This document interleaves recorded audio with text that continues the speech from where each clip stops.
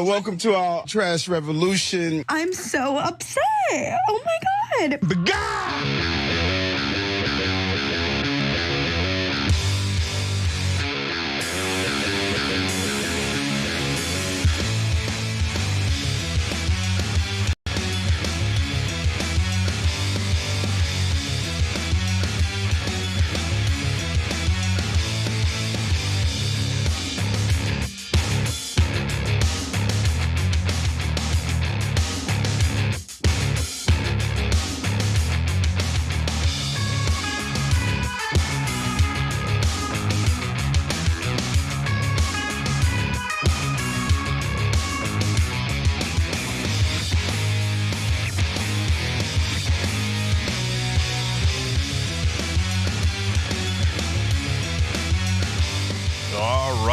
Welcome to the Young Turks. Cenk Uygur, Jordan Yule with you guys.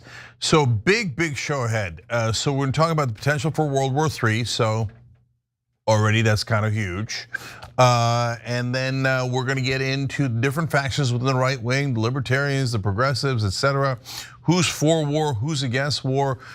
People are choosing sides, and if you've been following the show lately, a lot of that won't surprise you. If you haven't, I realized today that a lot of folks that are in the outside world and have not interacted with any of these people have no idea how much they hate war. And so that's why people are always confused and confounded when I tell them that.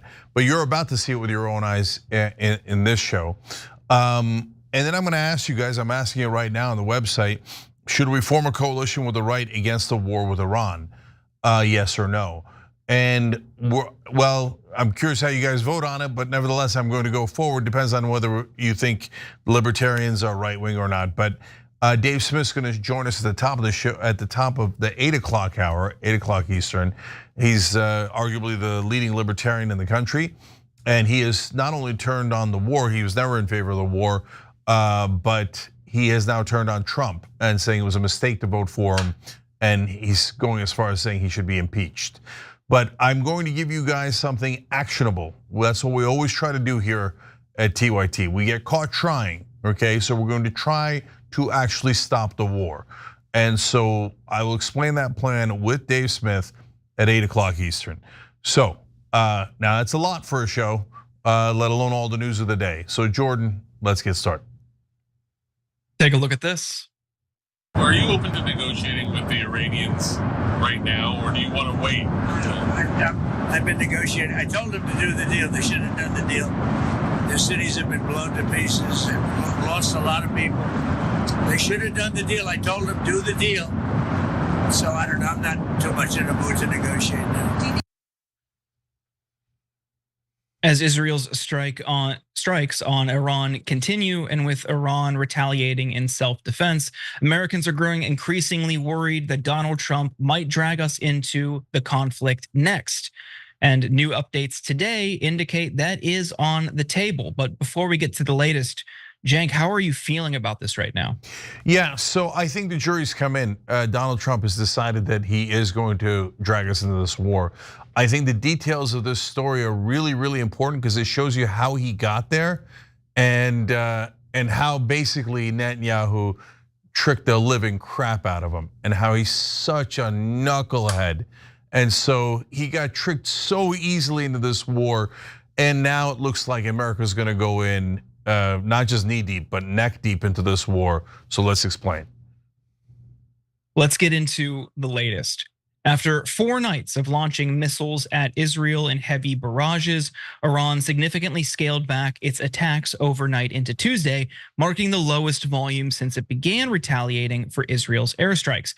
Experts say the change could reflect both Iran's diminished ability to strike back and also a deliberate shift toward lower intensity attacks sustained over a longer period. Now, G7 leaders, including Trump, signed a joint statement on Monday that, quote, affirms Israel has a right to defend itself and, quote, reiterates their support for the security of Israel. In the same statement, they called for de-escalation in the Middle East. But despite signing on to that statement, Trump seems to be taking a different tone.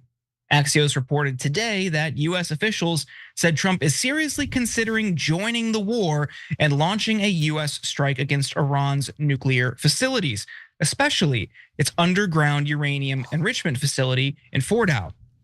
Trump has also spent the last few days conducting foreign policy by truth, with this coming earlier today. We now have complete and total control over the skies over Iran.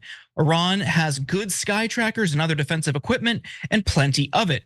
But it doesn't compare to American-made, conceived, and manufactured, quote, stuff. Nobody does it better than the good old USA. Followed by this. We know exactly where the so-called supreme leader is hiding. He is an easy target, but is safe there. We are not going to take him out, parentheses, kill, at least for now. But we don't want missiles shot at civilians or American soldiers. Our patience is wearing thin. Thank you for your attention to this matter. But a post yesterday has critics both angry and alarmed. Iran should have signed the, quote, deal I told them to sign. What a shame and waste of human life. Simply stated, Iran cannot have a nuclear weapon. I said it over and over again. Everyone should immediately evacuate Tehran. It's worth noting that Trump ripped up President Obama's Iran nuclear deal that did place limits on Iran's uranium enrichment. But more urgently, telling residents of Tehran to evacuate is extremely troubling. Tehran's population in the city alone is nearly 10 million people. And because of the panic that Trump induced, leaving presents a major logistical issue. If you expand that area to the metropolitan area, which includes surrounding suburbs and towns, its population stands at approximately 14 to 15 million. Heavy traffic congestion is already common in Tehran, especially during rush hour or public holidays. But many of the roads on Tuesday were at a standstill with traffic jams throughout the city as residents attempted to evacuate. Tehran is also surrounded by mountainous terrain, and exit routes are limited to fewer than a dozen arteries that lead out of the city. Al Jazeera's Dorsa Jabari spoke to some residents who had been attempting to leave Tehran, noting that a trip that usually takes 7 to 8 hours to reach an area by the Caspian Sea can now take between 18 to 24 hours to complete due to traffic. Now, one troubling factor that could lead to direct US involvement is capacity. One of Iran's main nuclear facilities, Fordow, is located so deep inside a mountain that it could be effectively bombed only by the United States, which alone has the 30,000-pound bunker buster bomb that could damage the site and the B-2 stealth bomber needed to deliver it. Now, with the US possibly on the brink of a new war with Iran, French President Emmanuel Macron is urging everyone not to make the same mistake they did with Iraq. Does anyone think that what was done in Iraq in 2003 was a good idea? He told reporters in Canada, where he was attending a Group of 7 summit. Does anyone think that what was done in Libya the previous decade was a good idea? No. I think the biggest mistake today is to use military means to bring about regime change in Iran, because that would mean chaos. Cenk, there's a couple things here I think that are worth pointing out. I'd love to hear your thoughts.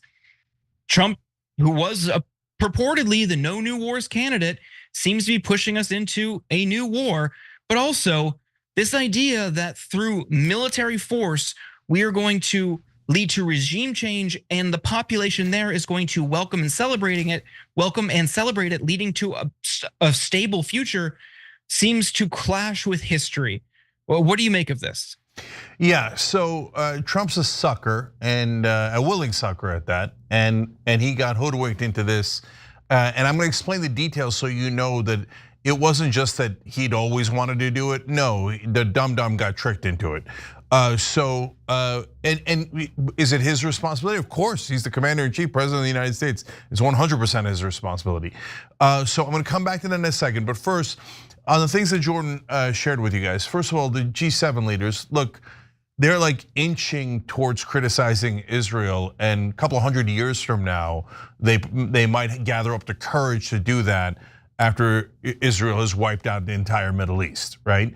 But I mean, this statement where they quote, affirm Israel has a right to defend itself, is that a joke? Are we supposed to laugh at that? Israel started the war. Is that a thing that's allowed? Can we just go and just attack the living crap out of Canada? And then if Canada fights back, goes, hey, we got a right to defend ourselves here. Let's obliterate Canada more. That's literally what Israel does.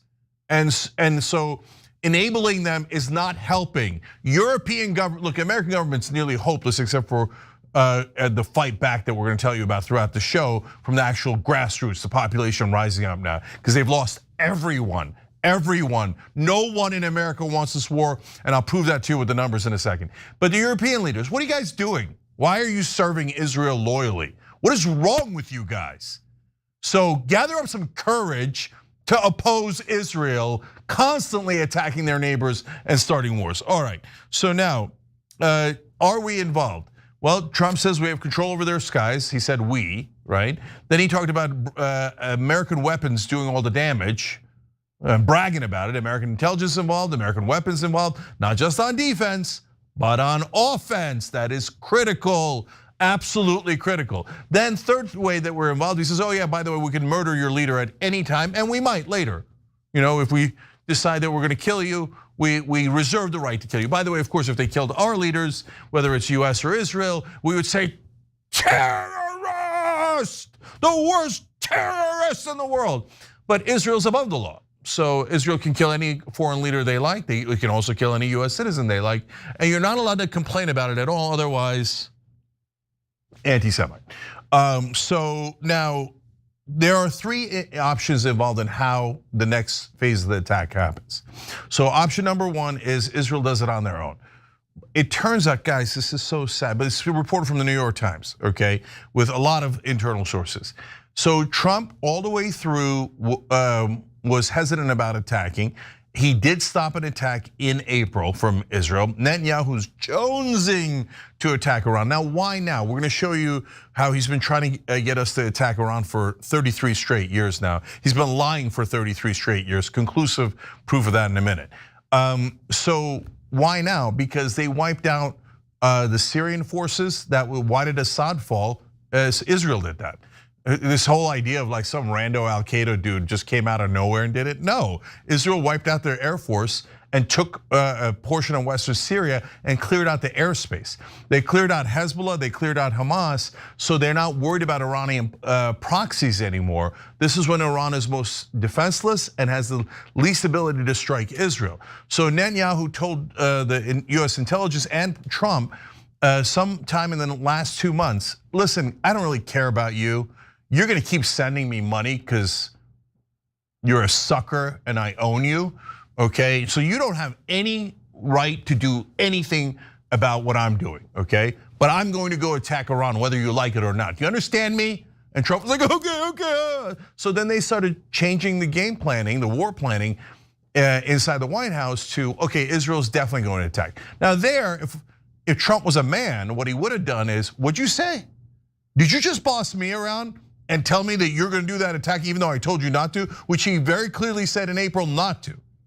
Trump told Netanyahu that. Netanyahu comes back in a couple of weeks, goes, yeah, I'm gonna do it. What are you gonna do about it, huh? And Trump goes, nothing, I'm so sorry. So not a man, okay, not a leader, and certainly not anti-war. So then they start planning around, okay, what do we do? And that's when they presented the three options I mentioned earlier. So option number one is Israel does it on their own, but now it looks like we are past that option, and all the things that Jordan read you means that we are going to do either option 2 or option 3. Because option 1 was, hey, good luck. I mean, we'll obviously help in defense, although I don't think that should be obvious at all. But we'll knock down all their missiles. We'll get as involved as you want us to be, but we're not going on the offense, okay? So we're past that. It looks like, by all indications, New York Times reporting and everything that Donald Trump has said publicly, we are going to go on the offense. We are going to start a war with Iran as the United States of America. And it's Israel's war. It has nothing to do with us. Nothing. They don't have nukes. It's all a lie. Has absolutely nothing to do with America. But we're going to be forced to pay for this war. We're already paying a ton of money. Like the press never reports that all those missiles cost money. Going on the offense is going to cost a lot more money. And God help us if we got to go on the ground. Okay, so but the third option is, hey, America, You do it on your own, okay? We started it. We're not gonna fight it. We're not gonna risk precious Israeli lives. Why don't you use your worthless American soldiers to go die for us, okay? And if you think, oh, that's not a strategy, Benjamin Netanyahu, one of the leading neocons who pushed for the Iraq war, some of the fake intelligence about the WMD was from Israel. So, and at the time, Israeli leaders said Iraq was their #1 enemy. Now they say Iran is their #1 enemy. So we have to do that work for them. But not only that, Trump already lived this. With the Qasem Soleimani killing in his first term, the top military leader for Iran when they bombed him, Israel said that they were going to do it together with us. And at the last second, Netanyahu pulled out and made America do it by itself so it would have the full responsibility. And if a war started, America would be forced to fight it, not Israel. That's who Netanyahu is. So there is some chance that we're gonna go in together, and at some point Israel's gonna go, not my war. Now you go fight it for me. Look at these bought, corrupt politicians in America. So easy to buy. You just get AIPAC to give them a couple $100 million, and then we get a couple $100 billion back. The Iraq war cost trillions. Bunch of suckers in America for Israel to abuse. If you think, hey, wait, Jen, come on. Now that sounds like it's hyperbole. I mean, has Netanyahu and Israel really been lying to us this whole time? I mean, I hear on mainstream media that they are the beloved special ally, and that we should trust them more than anyone else, than the rest of the Middle East combined, than the rest of the world combined. They are the special ally. They cannot be questioned. And if you do, anti-Semite. Okay, so prepare for the entire country to become apparently anti-Semites by mainstream media and Washington's definition, because you're all about to find out how much of a liar Benjamin Netanyahu and the government of Israel is. So this is a clip, by the way, put together. Anybody could have done this. As usual, embarrassing that ABC News, CNN, etc. not only doesn't do this, but kind of hides it from you. It took the Daily Show to put together this clip. Now let's watch. If not stopped, Iran could produce a nuclear weapon in a very short time. It could be a year, it could be within a few months. They have the wherewithal, the stored up, preserved knowledge to make a bomb very quickly if they wanted to do it. Iran is so dangerous. Weeks away from having the fissile material for an entire arsenal of nuclear bombs. They're very close. They're 6 months away from being about 90% of having the enriched uranium for an atom bomb. Iran is gearing up to produce 25 bombs, atomic bombs a year, 250 bombs in a decade. Ladies and gentlemen, time is running out. Iran will be capable of producing alone, without importing anything, nuclear bombs within 3 to 5 years. That was Benjamin Netanyahu. For those of you on the audio podcast, throughout all the years dating back to 1995, for 33 straight years, Benjamin Netanyahu and the government of Israel has been lying to America to get us to go into a war with Iran on behalf of Israel. And what they have told us, oh, they're weeks away, they're so close. Oh my, they're on the verge, he said in that 1996 clip. They were on the verge in 1996. Our intelligence, and this is now absolutely public because Tulsi Gabbard said it in congressional hearings, say that Iran does not even have a uranium weapons program. It hasn't had one since 2003.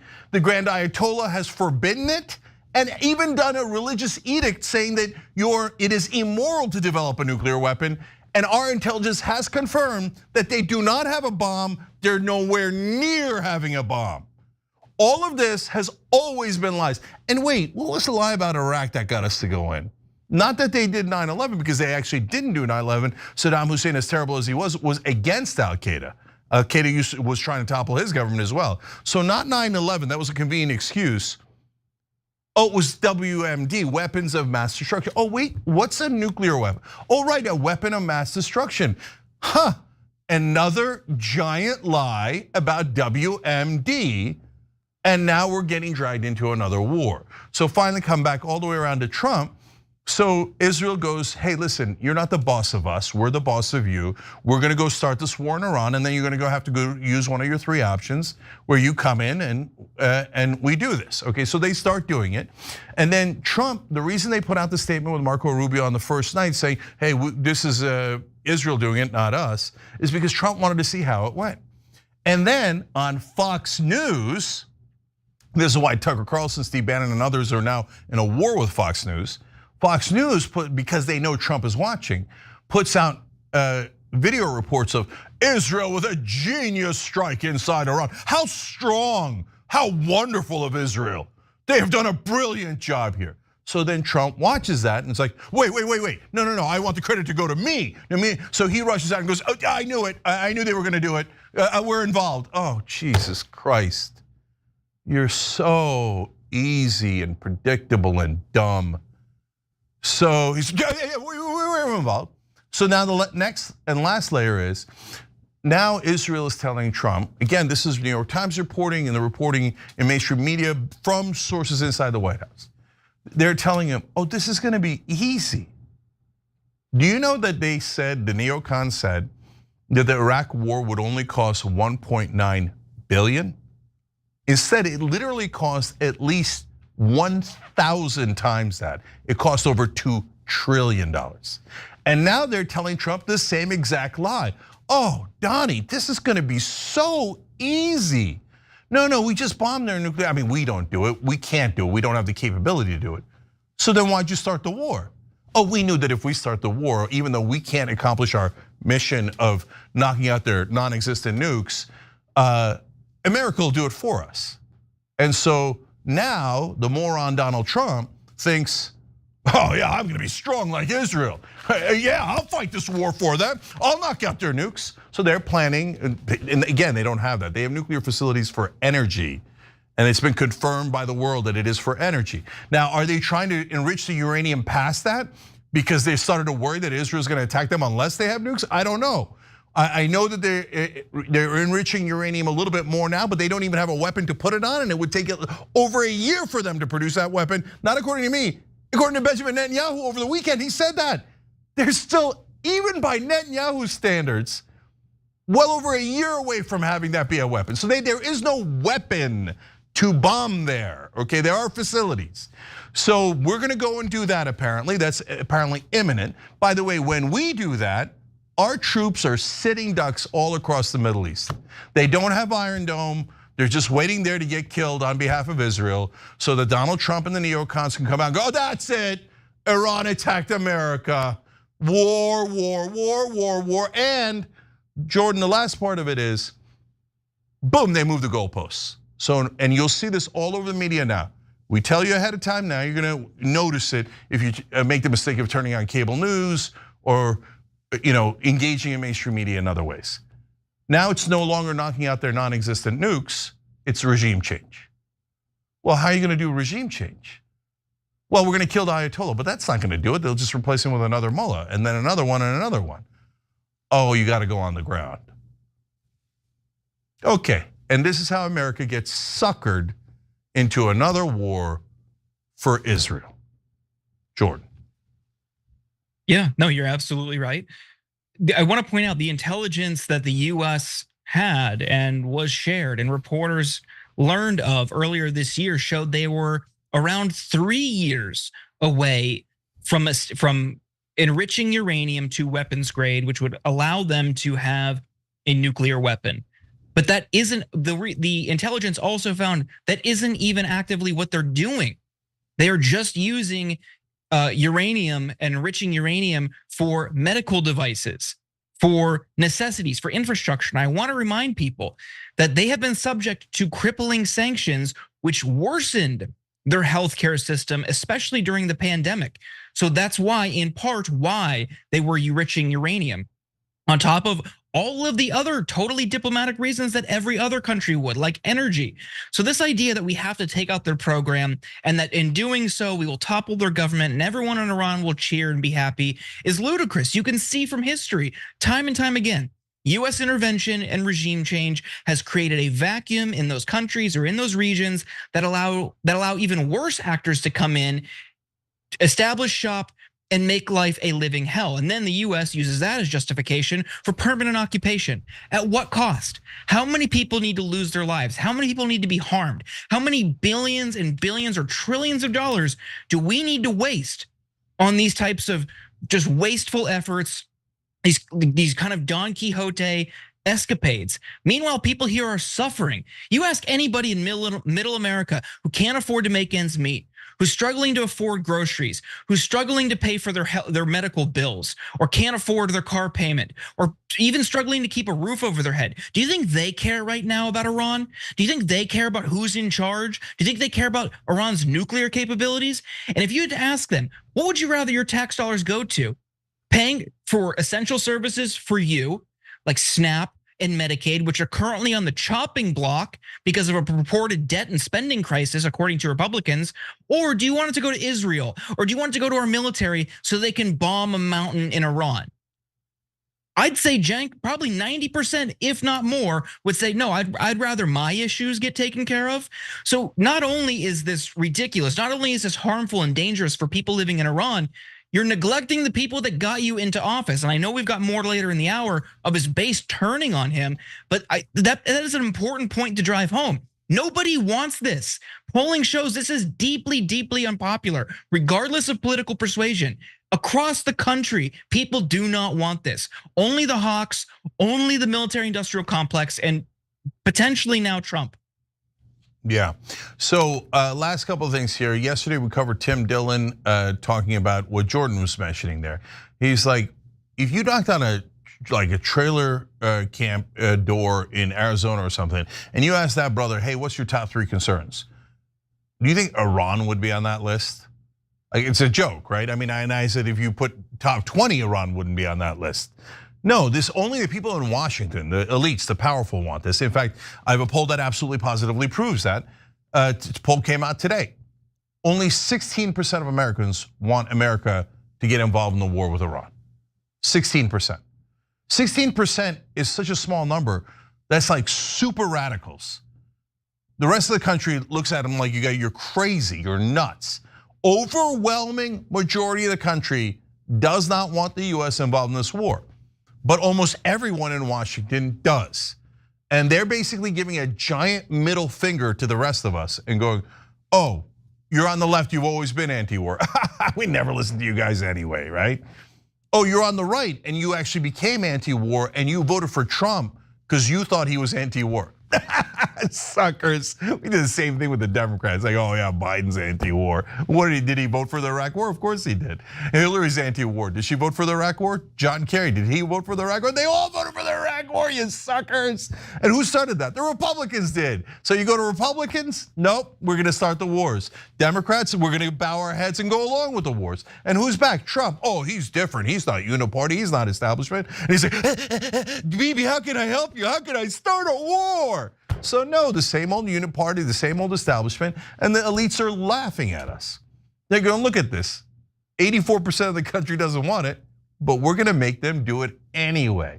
And those other 16% watch cable news, we brainwash the living crap out of them. And they think this helps America. Hilarious. Okay, what's not gonna be funny is when we fight back. So we're gonna start that tonight. You know the show's live 6 to 8 p.m. Eastern. We'll give you the news. And then at 8, oftentimes we do interviews. So tonight we'll be doing an interview with Dave Smith, one of the leading libertarians in the country. And I'm gonna propose to you guys a way that you could fight back and you could throw all these bums out. And I think it's realistic. I think it can be done. Will it be done enough time to stop this initial bombing? No way, no chance of that. But later in the show, we're gonna show you that there are a couple of heroes inside Congress that are trying to stop this war. And there is a way you can help them.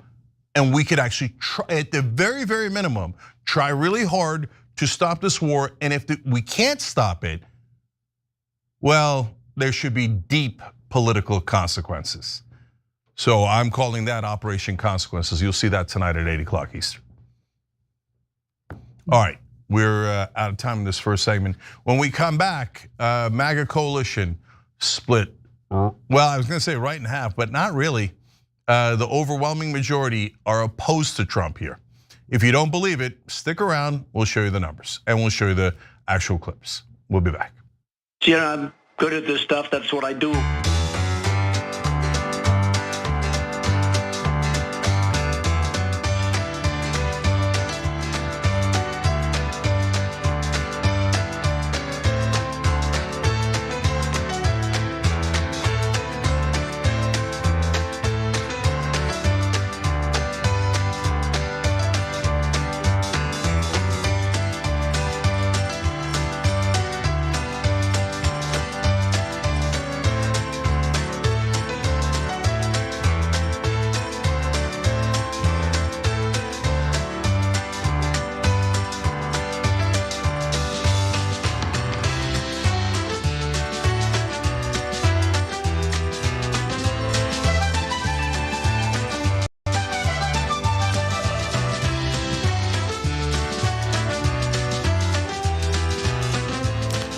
back on TYT. Let's go to our members. Boomer Dragon Cat says, shoulda, coulda, woulda. The day Trump takes responsibility for his actions is the day I die of a massive heart attack. Oh, no, don't wait on that. Look, there are things that you can believe in that are sensible, and maybe they're hard to get, but it's possible. Trump saying, oh, I'm sorry, I didn't know what I was doing, my bad. Absolutely impossible. That's 100 out of 100 in impossibility scale. The only thing more impossible is Benjamin Netanyahu opening his mouth and telling the truth. It's never happened, never going to happen. We're not going to own it. I'm not going to own it. Yeah, no, that's exactly what you're going to do. You're going to own a bitch, okay? So anyways, so I got to tell you about something that's happening here in LA. So if you're anywhere near LA, next week, June 26th, on Thursday, we're gonna do a screening with Brave New Films. It's a movie about Palestinian journalists killed by Israel in the Gaza Strip. It is a super powerful, dramatic movie. It's a free screening.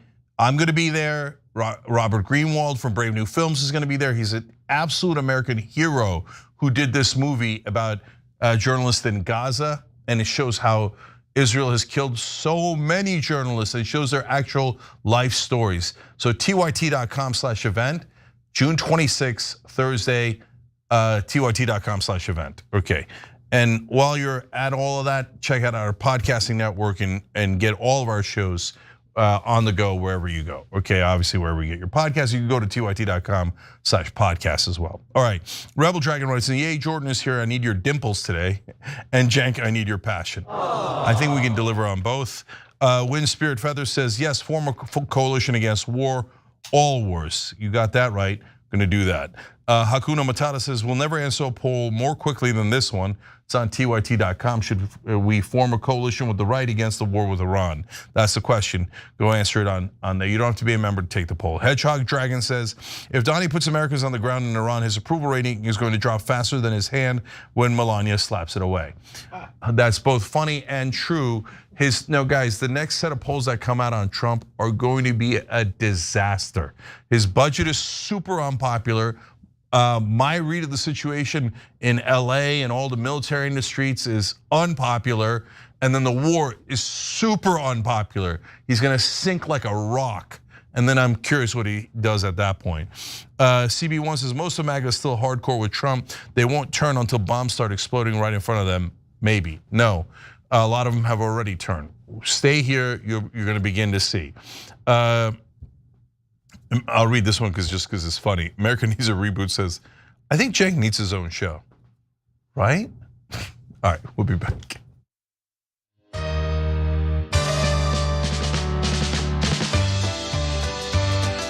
The biggest problem we have in the whole world, it's not global warming, it's nuclear warming.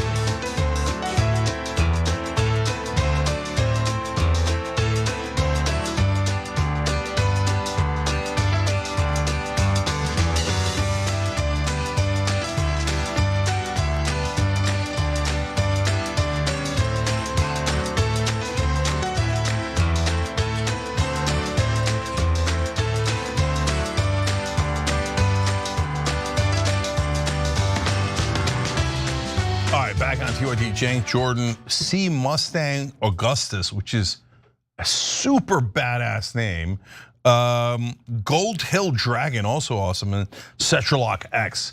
All the cool names decided to join now. They all hit the join button below the video on YouTube, became American heroes and Young Turks members. We appreciate you guys. We're all trying to stop this war together, and you got at least one show you can count on. And you could also join through our website, which is really helpful, tyt.com/join. And I do read those comments a little bit more often, and you get access to all of our shows. Lastly, for now, I just want to read one quick one from a YouTube member on TYT. I lost my shoe is his handle. They say, Trumper here, I'm really disappointed. And I think that's what a lot of America First guys are feeling today. So we're gonna talk about that as we go forward. Jordan, tell us what's next. Take a look at this. This vote isn't about supporting or opposing President Trump. I voted for President Trump. I plan to vote for President Trump again. This vote is about exercising our constitutional authority, but more importantly, our moral obligation to decide when and where our troops are going to be asked to give their lives. And we certainly don't need another war. And if we do go to war, it needs to be with the blessing and the support of the people and a mission that our soldiers can accomplish. And we do that by following the vision of our founding fathers. We debate it here on the floor of the House. That's what this resolution is about. 5 years ago, GOP Congressman Thomas Massie was one of 3 Republican representatives that supported a resolution to stop Trump from taking military action against Iran without congressional approval. Now that our special ally Israel has waged war with Iran, Massie is urging opposition to war again. Massie is one of the most outspoken Republicans in urging the president and Congress against further US military action abroad, and he is consistent about this, to his credit. He posted this to X yesterday. "This is not our war, but if it were, Congress must decide such matters according to our Constitution. I'm introducing a bipartisan war powers resolution tomorrow to prohibit our involvement. I invite all members of Congress to co-sponsor this resolution." Now, Cenk, before we get into the details and the reactions, what are your thoughts on this? Oh, thank God. So we should all be helping them. In fact, you know what? I'm gonna go to it later in this story. I'm gonna tell you how you can help them. So we'll talk more about it with Dave Smith at 8 o'clock Eastern tonight too. But I want to get you started on helping this movement that has organically started in Congress. Bernie's a big part of it, and the co-sponsor for Tom Massie is Ro Khanna. You see that? That's actual bipartisanship. A Republican with principles and a Democrat with principles who are both against war, saying not on our watch. Now, of course, the great majority of Congress is bought by AIPAC, but we have a plan for that. I'll tell you about that in a minute. Yes, Ro Khanna also very consistent on this, not just with Iran or Gaza, but also with Yemen. And he posted this: "No war in Iran. It's time for every member to go on record. Are you with the neocons who led us into Iraq, or do you stand with the American people? I'm proud to co-lead this bipartisan war powers resolution with Representative Massie that is privileged and must receive a vote. The text of the resolution states, Congress hereby directs the president to terminate the use of United States armed forces from hostilities against the Islamic Republic of Iran or any part of its government or military, unless explicitly authorized by a declaration of war or specific authorization for use of military force against Iran." It clarifies, though, that the resolution should not be used to disrupt intelligence gathering or the sharing of intelligence between the United States and any coalition partner if the president determines such sharing is appropriate and in the national security interests of the United States. Key Democratic representatives have already signaled their support to back the resolution, including AOC and Rashida Tlaib. AOC said, "Signing on." You see that here, Rashida Tlaib. "I look forward to supporting this war powers resolution. The American people aren't falling for it. Again, we were lied to about weapons of mass destruction in Iraq that killed millions and forever changed lives. It's unconstitutional for Trump to go to war without a vote in Congress." Representative Don Beyer has also stated he would sign on. As of right now, though, no other Republicans have co-sponsored the resolution. We will see if there is meaningful bipartisan support as it develops. But over in the Senate, Senators Bernie Sanders and Tim Kaine have already introduced 2 different but similar resolutions. Yesterday, Bernie released a statement introducing his legislation prohibiting the use of federal funds for any use of military force in or against Iran, with the exception of self-defense. He posted here, "Tonight I introduced legislation to stop Trump from leading us into an illegal war with Iran. Another war in the Middle East could cost countless lives, waste trillions more dollars, and lead to even more deaths, more conflict, and more displacement." The following senators are joining Bernie on the legislation: Peter Welch, Elizabeth Warren, Jeff Merkley, Chris Van Hollen, Ed Markey, Tammy Baldwin, and Tina Smith. Senator Tim Kaine, as we mentioned earlier, filed a separate resolution, but with the same premise of enacting a war powers resolution. Kaine led the charge with an almost identical resolution back in 2020, which passed in both the House and the Senate, but was vetoed by Trump and failed a veto vote in the Senate. In a statement regarding his most recent resolution, Senator Kaine stated, "It is not in our national security interest to get into war with Iran unless that war is absolutely necessary to defend the United States. I'm deeply concerned that the recent escalation of hostilities between Israel and Iran could quickly pull the United States into another endless conflict. The American people have no interest in setting service members to fight another forever war in the Middle East. This resolution will ensure that if we decide to place our nation's men and women in uniform into harm's way, we will have a debate and vote on it in Congress." Kaine stated earlier today that he didn't have any co-sponsors ready to announce, but quote, "I definitely have interest." According to a new Economist and YouGov poll released earlier today, like Cenk mentioned in the last block, only 16% of Americans back US involvement. 60% say the US should not be involved. 24% were unsure. And the numbers are pretty similar when you get into party affiliation. Just 15% of Democrats believe the US should get involved, and 23% of Republicans agree.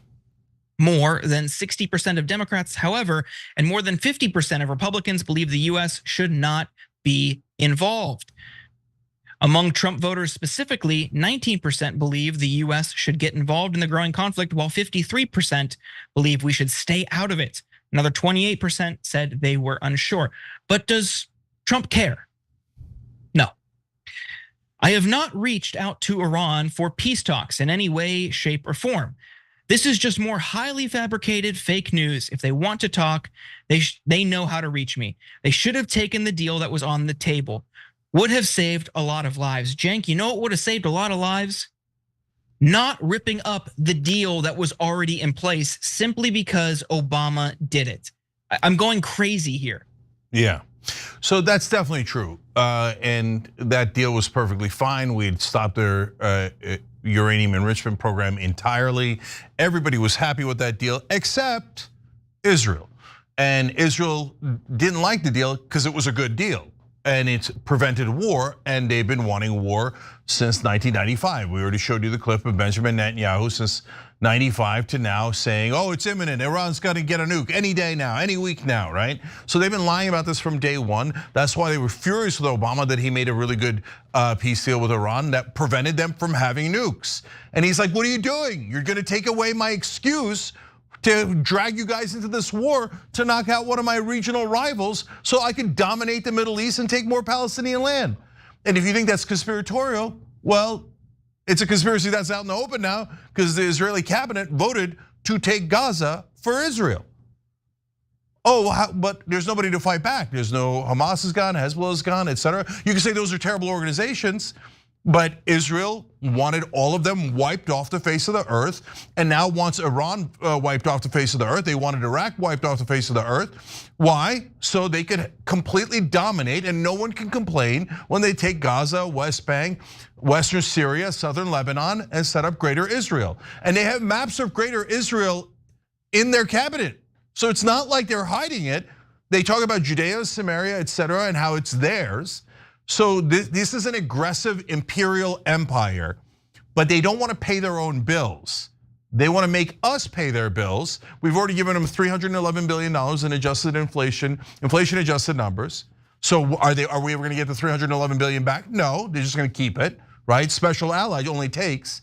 They dragged us into the Iraq war with fake intelligence about WMD. What are they claiming about Iran? Fake intelligence about WMD. And so how much did that cost us in the global war on terror that we didn't need at all? All of these are, all the people that have attacked us, etc., from the Muslim world, they're all Israel's enemies. Israel just dragged them over here to America and said, congratulations, they're now your enemies, you deal with it. Global war on terror has cost America $8 trillion. Are we gonna get that money back from Israel? No. And if you ask for money back, they'll say, anti-Semite. Shut up and give me your money, okay? It's almost like a goddamn robbery. Now, to be fair to Israel, I guess if any government can just bribe our politicians, they could all do this. And by the way, others have begun to figure it out. So Qatar, UAE, Saudi Arabia now funneling money to Trump, to our politicians, to our think tanks, because they're like, oh, Israel just figured it out first. It's an open auction. They allow unlimited money in politics. These idiots will let anyone bribe their politicians. The Supreme Court did that. We need an amendment to go above their heads. Check out Wolfpack. Okay, back to how we're gonna stop the war today. So originally I had a plan where I was gonna go on with a right winger and ask for him to pick their champion, and I was gonna pick our champion. Not because I'm the guy who has the credibility to pick it, etc. Forget about me, I'm totally irrelevant. But everybody agrees to who our champion is. It's Bernie Sanders, right? But, and I'm positive that whoever it was on the right would have picked Tom Massey. And it turns out they're already champions. They don't need us to nominate them. They already did it without anybody asking them, introducing bills to stop this war in the House and in the Senate. Okay, so step one's already done. Look, by the way, getting anyone to be opposed to war in Congress is a very hard ask. Like when Bernie used to do it like decades ago, he was like sometimes the only person in Congress. Barbara Lee on Afghanistan was literally the only vote, right? So, all right, so step two is, well, now we all take a pledge because this is very important before I get to step two. They have to do a vote on this. War powers resolution cannot be blocked by the president because it checks the president's power. The Congress has the power to declare a war according to the Constitution, so the president cannot object, okay? And since this is what is called a privileged bill, it must get a vote, and it will get a vote within about 15 days. So they have to wait for 15 days in committee and then vote on it. That's right around 4th of July. That is very powerful symbolism. And they're all gonna have to go on the record, okay? So step two is we all take a pledge to never, ever vote for anyone who votes for this war.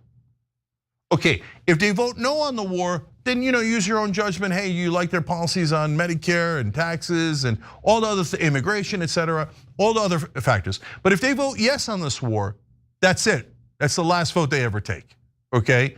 Now, are we going to be able to muster up enough people to do that? I don't know, but I'm gonna go around the country and try to find out. Okay, so who appointed me? No one, other than you guys, Young Turks members. You always send me on these missions, right?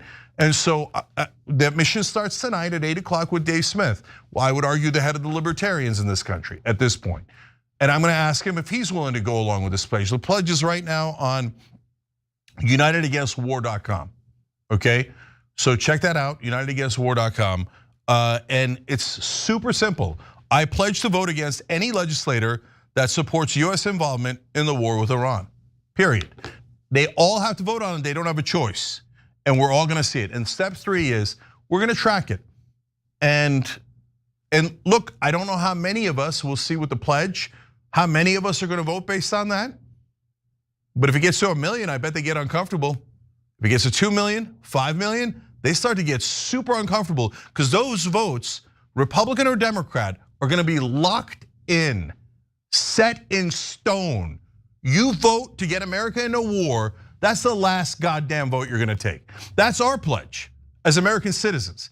Remember, only 16% want this war. The rest of us don't want it. So if the rest of us rise up, if these establishment figures, the uniparty, neocons, whatever you wanna call them, if they have awoken a sleeping giant, we're gonna find out. Now look, if Young Turks does this by themselves, sometimes we've moved progressives in Congress, other times we've helped to create the Justice Democrats, and that made a difference, etc. But we cannot do it on our own. So we've got to bring in the libertarians, for sure, they're definitely anti-war, and we've got to bring in true America first, that actually believed in America first more than they believed in Trump. If you say, no, Trump's my daddy, and if he says war, then I love war, and if he says Israel first, America second, then I'm for America second, then you're not gonna sign it and you're not gonna be interested and you're not anti-war and you're not part of our group, that's okay. Go off into the corner. Some in the radical left will say, I'm never gonna work with the Republicans, never. It would taint my morality and my purity. All right, go away, go sit in your couch, do whatever you're gonna do, okay? But for the rest of us, for the 84%, for God's sake, let's do something. So we're gonna track those guys, and if they vote yes for the war, let's all pledge to make sure that they never win. And one thing that's important, guys, this is not partisan. You defeat them in their primaries. So you don't have to worry, oh my God, is this a trick to get me to vote for Republicans? Is this a trick to get me to vote for Democrats? No, you eliminate them in the primary, okay? So that way you're gonna have a Republican if you're a Republican, you're gonna have a Democrat if you're a Democrat. But you're just not gonna have that incumbent who is not for this country, who's for a different country, okay? We're gonna get American representatives back into Congress. That's the plan. If it doesn't work, I'm fine with it. Okay, if it turns out there's, look at that Cenk and Young Turks and Young Turks members and all this, the good earnest people who wanted to stop war, who were honest, they tried, but they failed. Okay, I can live with it as long as we try. Jordan. Yeah, it's worth trying. I really appreciate Thomas Massie for remaining consistent and just being consistent on war powers resolutions, US involvement abroad, intervention, and regime change. Seldom you see people who are consistent on that. I think he really is like the most consistent out of everyone on the broader right. And we'll throw libertarians in there to some extent. But on Gaza, on this, on Iran, both as we showed you in 2020 and now, really appreciate that from him. So credit where it's due. Good on him, and he was out early on this. It's not someone waiting until it's convenient to do something. So I really, really appreciate that. Good to see others jumping on. Love to see more Democrats sign on. Of course, we welcome Republicans in Congress signing on. I don't know how many we'll get. But yeah, I think hanging this around their necks is good, not just for hopefully preventing more now, but also down the line when some of these inevitably seek potentially the presidency, or if they're in the House, a Senate race. Hang this around their necks in those campaigns as well. Make them wear this for the rest of their political career. You saw how that hurt Hillary in 2016. People didn't want to support her in large part because of her support for the war in Iraq. So the more we can do this and the more we can brand these career politicians who are in there to represent the military industrial complex and almost nothing else, maybe some corporate interests to diversify, but make that their political brand for the rest of their careers. I would support any and all efforts to try to do that. Yes, and look guys, the most important part of the plan is you have to vote against them. If they get away with this, they're basically saying, it's not a democracy anymore. It's not your country. Whichever government comes in here and whichever corporation comes in here and bribes us, and we're told all of us are open for bribes. They literally take billions of dollars in bribes, which mainstream media calls campaign contributions, because it largely goes to them when they spend ads in mainstream media, right? When they buy those ads, the media is the beneficiary of all that corruption. So that's why mainstream media never tells you about it, right? But any corporation and any government can buy these guys. So if these guys go, no, I don't serve America, I serve my donors, and my donors at AIPAC, which AIPAC is given to almost everyone in the House but 30 members. So they control, and if you're in mainstream media and you say, no, giving a couple of $1 million to a congressman doesn't mean you control them. You're funny, you're hilarious, but you don't even realize that you're a joke, that the rest of the country now is not listening to you anymore. We think that your guys are disgusting propagandists telling us, no, politicians are so honorable, they'd never be affected by millions of dollars. What kind of a fool says that, let alone a so-called reporter? So we're not listening to any of that garbage anymore. So if they vote yes for this, there has to be accountability. You're the accountability. That's why I'm calling this Operation Consequences. You take that vote to drag America into yet another senseless war in the Middle East, and there's going to be political consequences. All right, we got to take a break here, guys. When we come back, it's not just Tom Massie. Half of the MAGA hosts have risen up in ranging anywhere from objections to rage about this war that they did not want. We'll be back. I'm a very stable genius.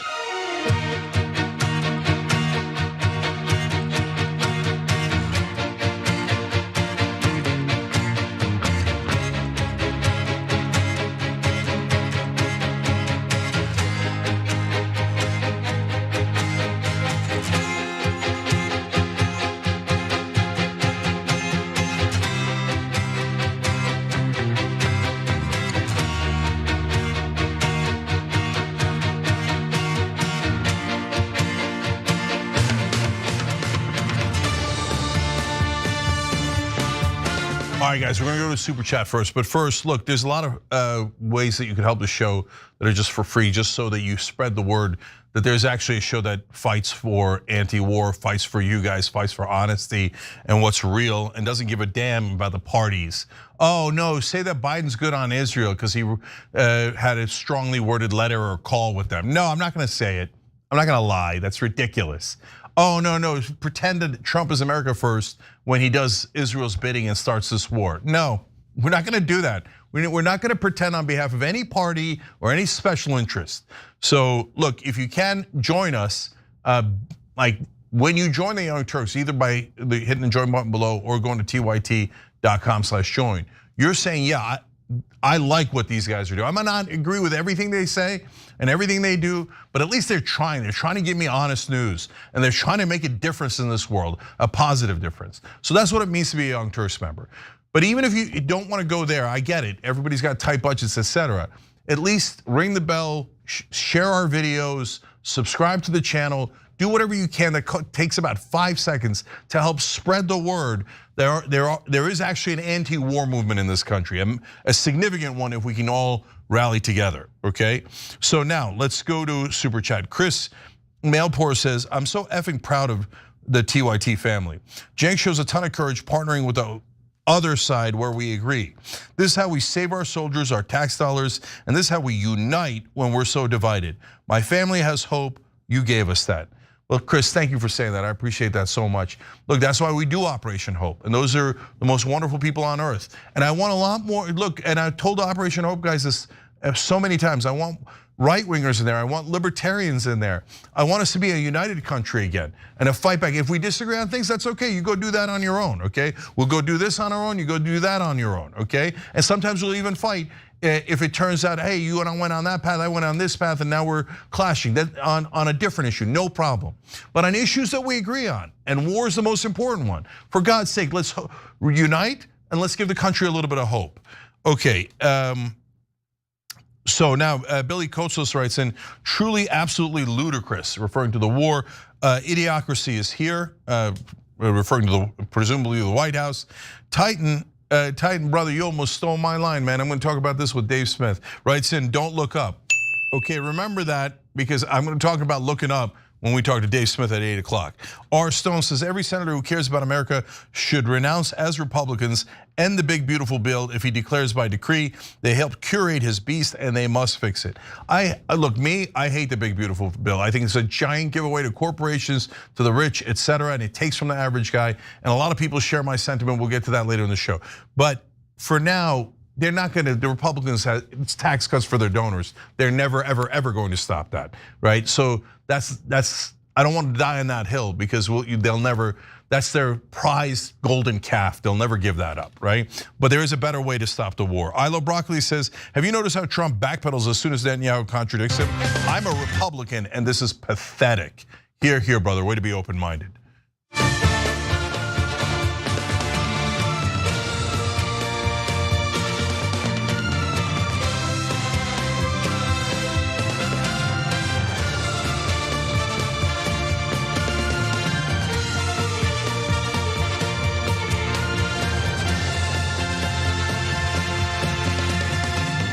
All right, back on TYT, Cenk and Jordan with you guys, but also Rob Hick, he just hit the join button below. And Drew Wilson gifted 20 Young Turks memberships on YouTube. Drew, you're awesome, I appreciate you. Jordan, real quick, I'm gonna read 2 comments because I found them to be really powerful, both on Super Chat. City Wit wrote in, as a Jewish person, in my opinion, you're now an anti-Semite if you blindly support Israel. That's not my Jewish state. Oh, I love that. See, look, guys, some of the best fighters for peace are Jewish Americans, okay? Bernie Sanders, Dave Smith, Glenn Greenwald, I could go on and on. They're so good that sex tapes come out about them, okay? So this is not about that. And the people who conflate it are not only hurting Jewish Americans in this country, Jews across the world, they don't speak for them, right? And they're doing an anti-Semitic trope of dual loyalty. So I think Citywood is exactly right. Last one, and Guns We Trust wrote in, libertarian here, your channel is chill AF. and fun to listen to. You guys have come a long way and I respect you for reaching across the aisle. I pledge to not vote for anyone who votes for this war. We're on the board, okay? So there we go, unitedagainstwar.com. Jordan, what's next? Take a look at this. Trump, it feels like he's a little bit at war with himself because he said all the time, I mean, he wants to be known as the peacemaker, the deal maker, the guy who ends wars. And yet here he finds himself defending another war. Well, I don't think Trump's defending the war. Trump's defending Israel's actions, and within a week or two, he's going to try to find an off-ramp to bring it to peace. And as for Tucker Carlson and Steve Bannon, they do not define what the MAGA or the conservative base is. There's two idiot conspiracy theorists. The base, the MAGA base, the conservative base, believe me, they're all behind Trump, and that's it. He's the one that calls the shots on what kind of defines that MAGA base. The neocons in the Republican Party are out in full force, desperately trying to define themselves as true MAGA as they push for a war with Iran.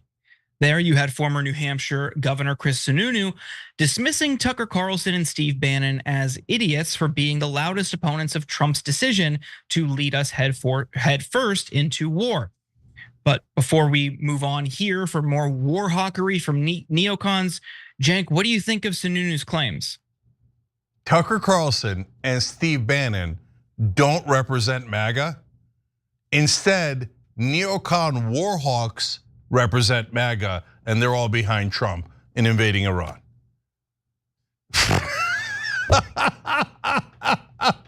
What's amazing about that, guys, is that no one else on that panel realizes that that's not even remotely true. That's not within miles of true, right? But they're all, oh yeah, because all they do is bring on establishment people, and establishment people, oh yeah, MAGA sucks, right? I mean, MAGA's pro-war, right? Right, MAGA's pro-war, yeah, totally agreed. And even Scott Jennings is like, oh yeah, MAGA's great. And Sununu, who fought Trump the entire time, now pretending to be on Trump's side. Well, Trump said it, that's MAGA, you're the real Sununu, and who was, if I remember right, was a never Trumper. You're the real MAGA. But Tucker Carlson and Steve Bannon are the fake MAGA? Look, I got 1,000 problems with Steve Bannon and Tucker Carlson. But they're definitely real MAGA. Way 1,000 times more real than Sununu or anyone on television pretending to be like, know what populist thing. Although they are gonna get a rude awakening, potentially could get a rude awakening tonight, because for the first time, a populist is going to be on that panel. Anna Kasparian on that exact show tonight at 10 o'clock Eastern. Anything can happen, okay? But these guys are a joke. So let's tell you about all the Republicans who are trying to start the war, and later in the show we'll show you the Republicans or the MAGA guys who are against the war. So we'll get into more. Mark Levin joined in once again on the Tucker bashing, writing a blistering op-ed in the New York Post, telling MAGA Republicans to ignore the isolationists. In it, he claims isolationism is just appeasement that promotes war. Even worse, these knuckleheads can't coherently explain what they mean. Have you watched them on TV? They're too self-righteous in their ignorance to realize how absurd they sound. They don't agree among themselves what the hell they're talking about. He also insists that the current foreign policy is nothing like the recent failed policies we've seen in Iraq, Afghanistan, and elsewhere. President Trump and Israeli Prime Minister Benjamin Netanyahu are together demonstrating how to deal with a genocidal terrorist regime. How to use diplomacy and military power, how to use intel and special forces, how to use the media and public statements and more to defeat the biggest terror-supporting regime on the planet. It is and has been brilliant, and if all goes well, it will result in a transformed Middle East, an expansion of the Abraham Accords, and a world free of a nuclear terror regime. The "if all goes well" is doing a lot of work in that sentence. Yet the isolationists, such as Chatsworth Carlson, referring to Tucker Carlson, are turning on our president as they've spent months demeaning Netanyahu. They prefer the likes of Russian President Vladimir Putin, who is apparently more MAGA than Trump. These reprobates have never been MAGA. The isolationists tell us that to oppose a regime change war in Iran is to be a warmonger, an anti-MAGA. Just close your eyes and cover your ears. They also don't seem to care that they attract Marxists, Islamists, and anti-Semites. Unfortunately, every indication so far is that Trump is siding with these people and not his MAGA base. Last night, he posted a truly insane text he received from Mike Huckabee, his ambassador to Israel. It read, "Mr. President, God spared you in Butler, Pennsylvania to be the most consequential president in a century, maybe ever. The decision's on your shoulders. I would not want to be made by anyone else. You have many voices speaking to you, sir, but there is only one voice that matters, his voice. I am your anointed servant in this land and am available for you. But I do not try to get in your presence often because I trust your instincts. No president in my lifetime has been in a position like yours, not since Truman in 1945. I don't reach out to persuade you, only to encourage you. I believe you will hear from heaven, and that voice is far more important than mine or anyone else's.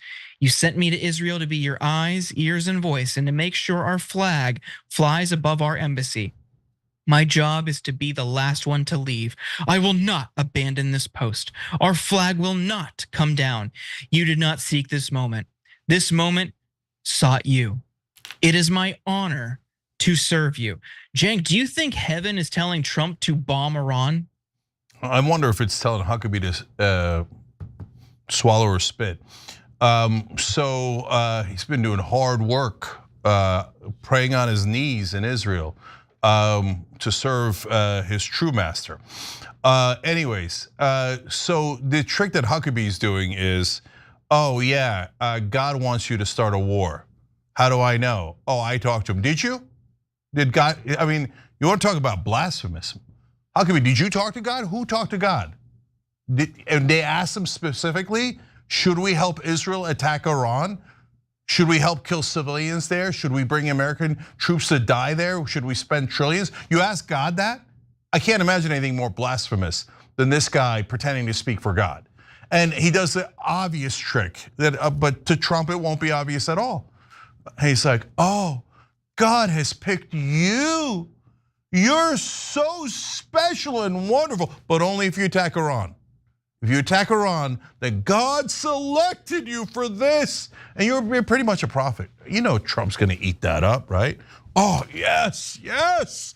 God has selected me to murder people in Iran on behalf of Israel and to spend America's children and fortune on it. Has he, or is Mike Huckabee a low-grade con man? Okay, why don't you go sell some freaking Tupperware in Arkansas, okay? And by the way, that would be far more noble than what he's doing, 1,000 times more noble than what Huckabee's doing now. But the scary part of what Huckabee said was about 1945. Why did that get into this conversation? You know what happened? I mean, you know what happened in 45? Truman dropped the bomb. Jordan, I don't know. That scared the hell out of me because I'm like, is there talk of like a nuclear bunker buster that they're going to use on those Iranian facilities? Because why is he mentioning 1945? That's not a World War II reference. That's a Hiroshima and Nagasaki reference. Truman had the courage to use nuclear weapons. And by the way, if Israel wants to nuke Iran, you think they're going to use their own nukes and be held culpable for that? No, they're going to get a moron like Donald Trump to do their dirty work for them, so that when the world explodes in rage, it's not against Israel. They're gonna say, well, I had nothing to do with it. I'm not America, right? And that rage is gonna be directed to all of us. And then mainstream media is gonna come and tell you they hate us because they hate us. Just randomly, for no reason at all. They hate us because they hate us. Look, are they gonna do that? I don't know, I hope not. That is, look, it's just one reference. Don't over panic about it. But it was a weird thing. Guys, I gotta show you the Charlie Kirk poll. So later in the show, in fact, the next story we'll do after the break is about MAGA that's turned on Trump. And that's why you're seeing this battle and this war between neocons. Everybody we just read from is a neocon or a Christian Zionist, all either working for Israel or have some deranged genocidal fantasies of their own like Huckabee does, okay? So Charlie Kirk as his own audience, and remember Charlie Kirk's like, I love Israel, Israel's the greatest, right? But I'm a little concerned. Why is he a little concerned? Because his own audience is like, are you kidding me, Charlie? Are you kidding me? We all said anti-war. So he does a poll, and let's find out, is MAGA really anti-war or not? Maybe it's 50-50, maybe it's 90-10. We have it. Well, I'll tell you what it was. 90-10 against the war. Charlie Kirk's audience, deeply right-wing, 90-10. Not interested in this war, not interested in Huckabee's BS, not interested in all these neocons. And a lot of what MAGA is saying all over the internet, I know if you haven't seen it, you think, oh really, that can't be. I mean, 4 years ago, they all agreed with Trump no matter what. Well, it's a different MAGA, and this time around, they mean a lot of what they say.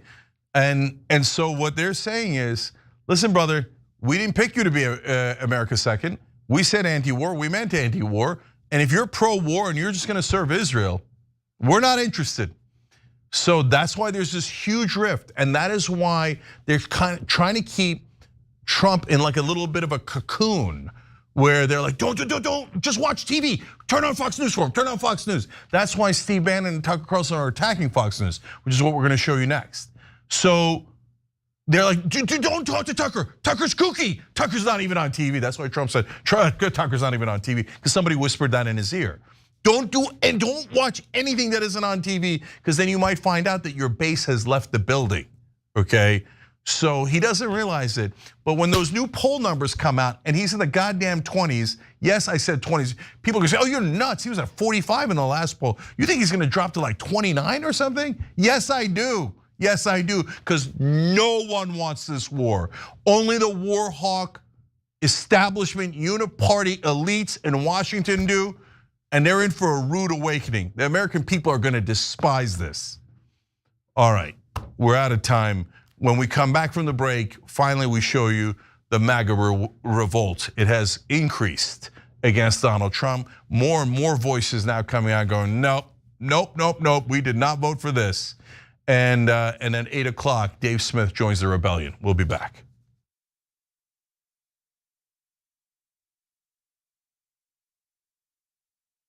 Every day, the Young Turks delivers 2 hours of solid, fact-based, timely news and progressive commentary on all the day's most important stories. We keep our viewers informed while also providing perspective and insight on the news we cover, so you understand not only what's happening, but also what's happening behind the scenes, the stories behind the stories. We play musical chairs and put these children in one awful detention facility to the next. That's what's happening at the border. The things that got him banned, he's still spreading. So presumably, I think it's reasonable to say that if you allow him back on the website, he's going to do it again. Any legal voter that we deem not willing to vote for my side shouldn't vote because it'll replace me that's supposed to vote for my side. That's not how voting works. That's not how democracy works. And while many people following today's political news can get discouraged about the direction of the nation and the world, that's not us. At TYT, we're genuinely optimistic about the future, and with good reason.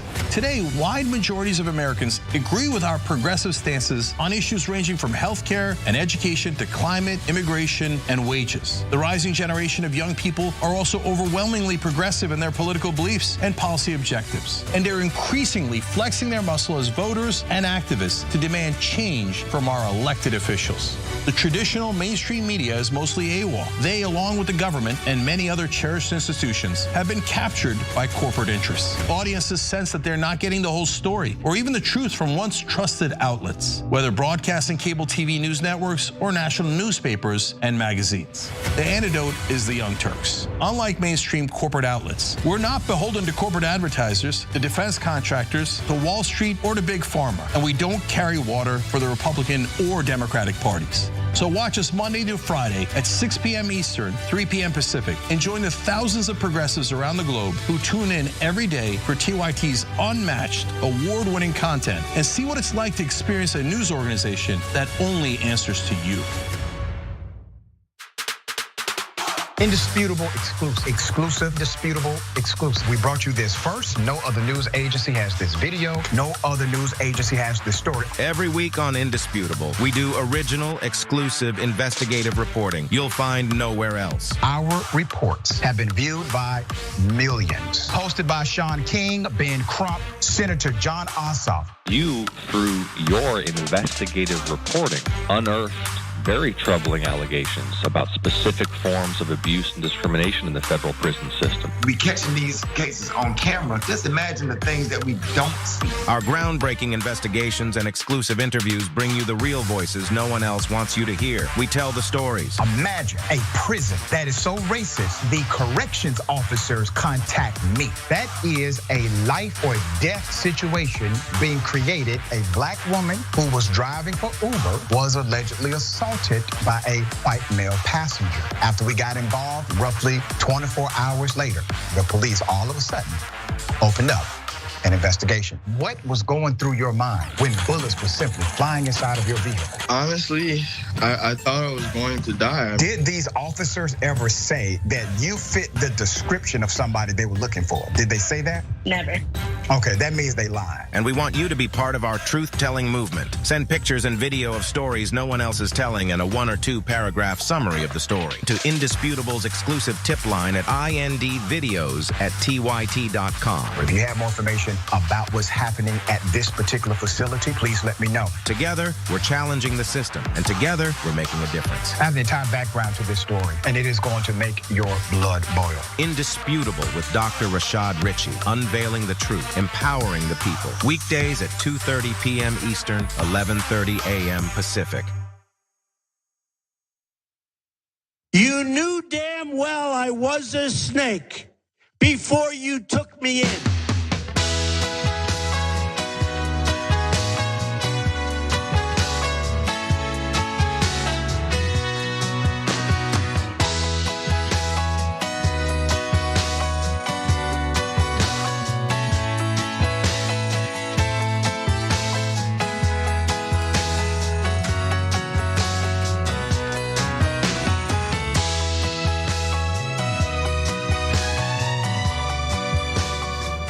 All right, back on TYT, Cenk Uygur and Yasmin Khan with you guys.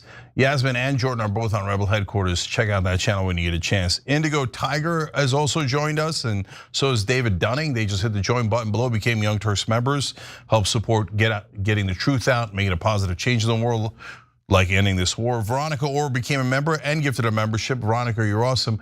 And I'm gonna read one comment, Yaz, before we go back to our stories. Veronica also wrote in on Super Chat, I'm a Latina who voted for Trump. I lost friends and family. My mom hasn't spoken to me since election day. I spent $10,000 to fly my family to the inauguration. It took him 5 months to betray us. So Veronica, thank you for keeping an open mind in terms of realizing that he did betray you. And I'm not gonna do what everybody else does, like, oh yeah, you should have known better. No. Thank you for having an open mind and seeing what he's actually done, and welcome back. And this is not a show for the Democratic establishment, okay? So we're not gonna tell you, Joe Biden and Kamala Harris are amazing. They ran perfect campaigns. They're both 13 years old. Don't worry, Biden's not too old. No, we're not gonna lie to you like a lot of other shows lie to you, right? No, our job is to deliver for the audience, for the average American, and not for any party in power. They're all full of crap.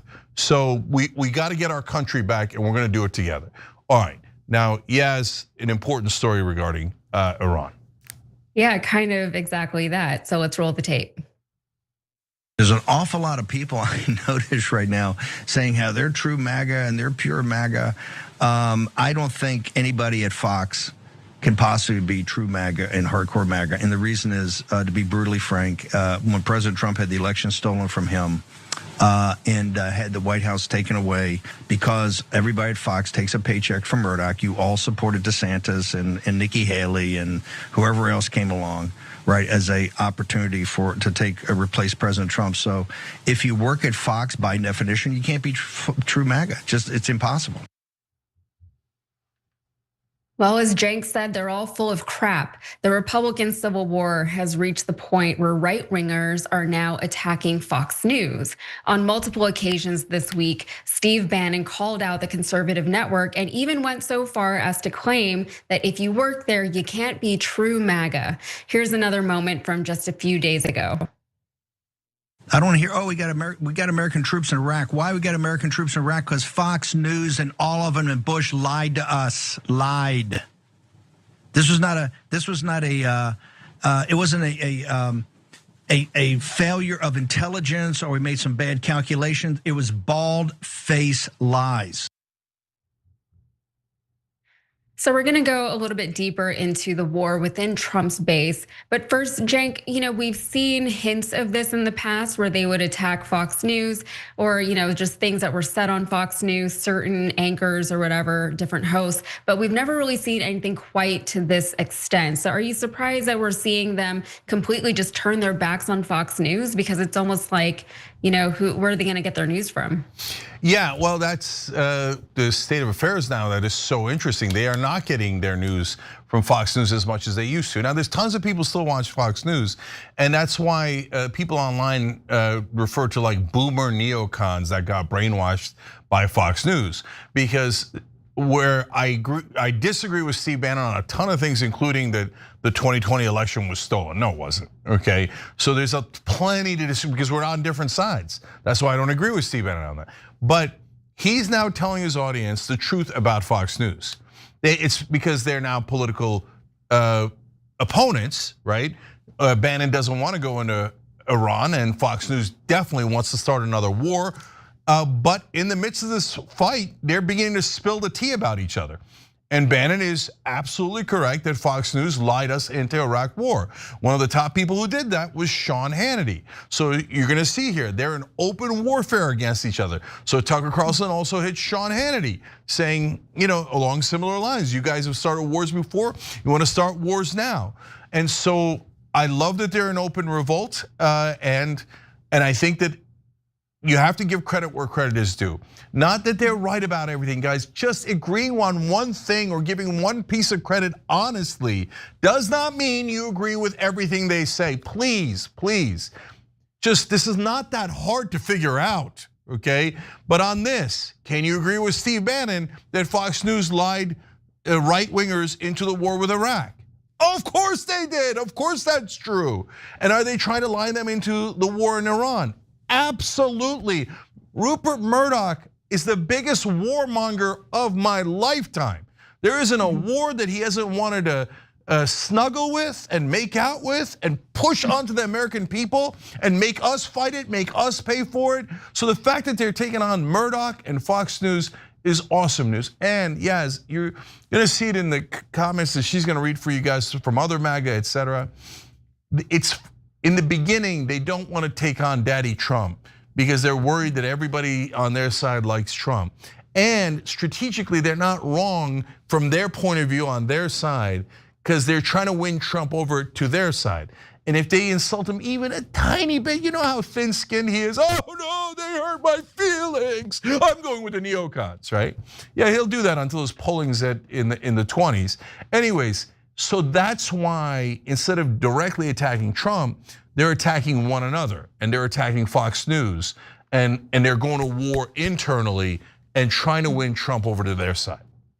Yeah, it all feels very passive aggressive and a strange way for them to achieve whatever goals they're actually after. I also love that you mentioned the war in Iraq, but let me not get too far ahead of myself. Let me get to the story first.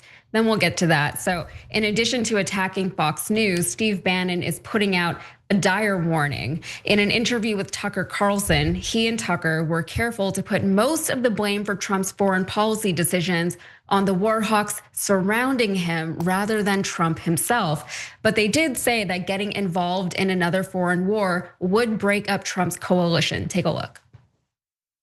Donald J. Trump gets elected in November on the back of this amazing coalition, unprecedented coalition. But this coalition, which you described earlier and more precisely than anybody by far, is the defining fact of American politics.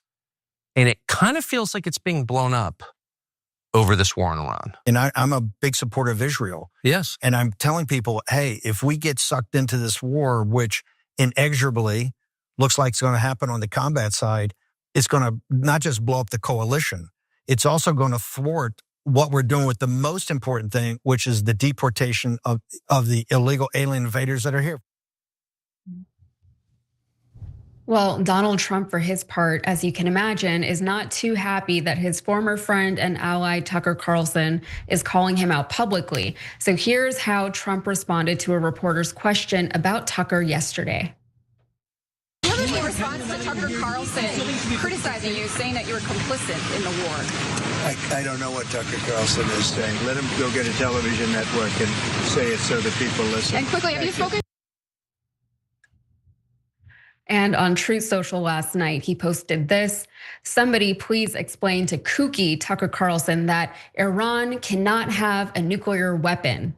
But you might be surprised at who took Tucker's side in this fight. Marjorie Taylor Greene, typically one of the biggest Trump bootlickers there is, responded to Trump on X. She had a lot to say. She said, Tucker Carlson is one of my favorite people. He fiercely loves his wife, children, and our country. Since being fired by the neocon network Fox News, he has more popularity and viewers than ever before. He unapologetically believes the same things I do, that if we don't fight for our country and our own people, then we will no longer have a country for our children and our grandchildren. And foreign wars, intervention, regime change, put America last, kill innocent people, are making us broke and will ultimately lead to our destruction. That's not kooky. That's what millions of Americans voted for.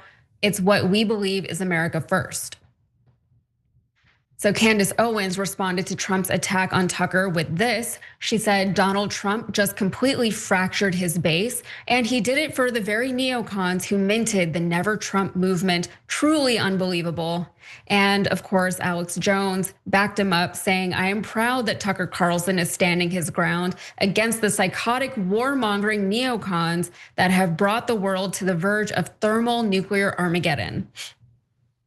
So what we're witnessing here is imperialism, and Israel is simply following the American example, which is, I think, what you were alluding to earlier, Cenk. You know, like this reeks of 9/11 and the post 9/11 era and the war in Iraq, when we invaded a country that had nothing to do with 9/11, citing weapons of mass destruction that we never found, calling it a preemptive strike against them, which is literally what's happening right now with Israel and Iran. And a significant portion of the American people supported it at the time because honestly, we didn't know any better. And I know that's a bit of an oversimplification of the mood of that time, but it's essentially what it boiled down to. And the Israelis, who see themselves still as victims in all of this, according to reports at least, they support what their government is doing in Iran. Meanwhile, Netanyahu is making an absolute fool out of Donald Trump, which would be hilarious if it wasn't actually so dangerous and deadly. But Americans do not want to get involved with any of this. That's what Marjorie Taylor Greene was referencing. This is not what Trump voters actually voted for. They voted for a no wars president. So seeing him on the verge of engaging in Iran is very troubling for a lot of them, and it should be. And seeing these debates happening within right-wing media is sort of encouraging because we're so used to Fox News viewers only ever getting one side of a story or only getting like the Trump approved perspective or the messaging.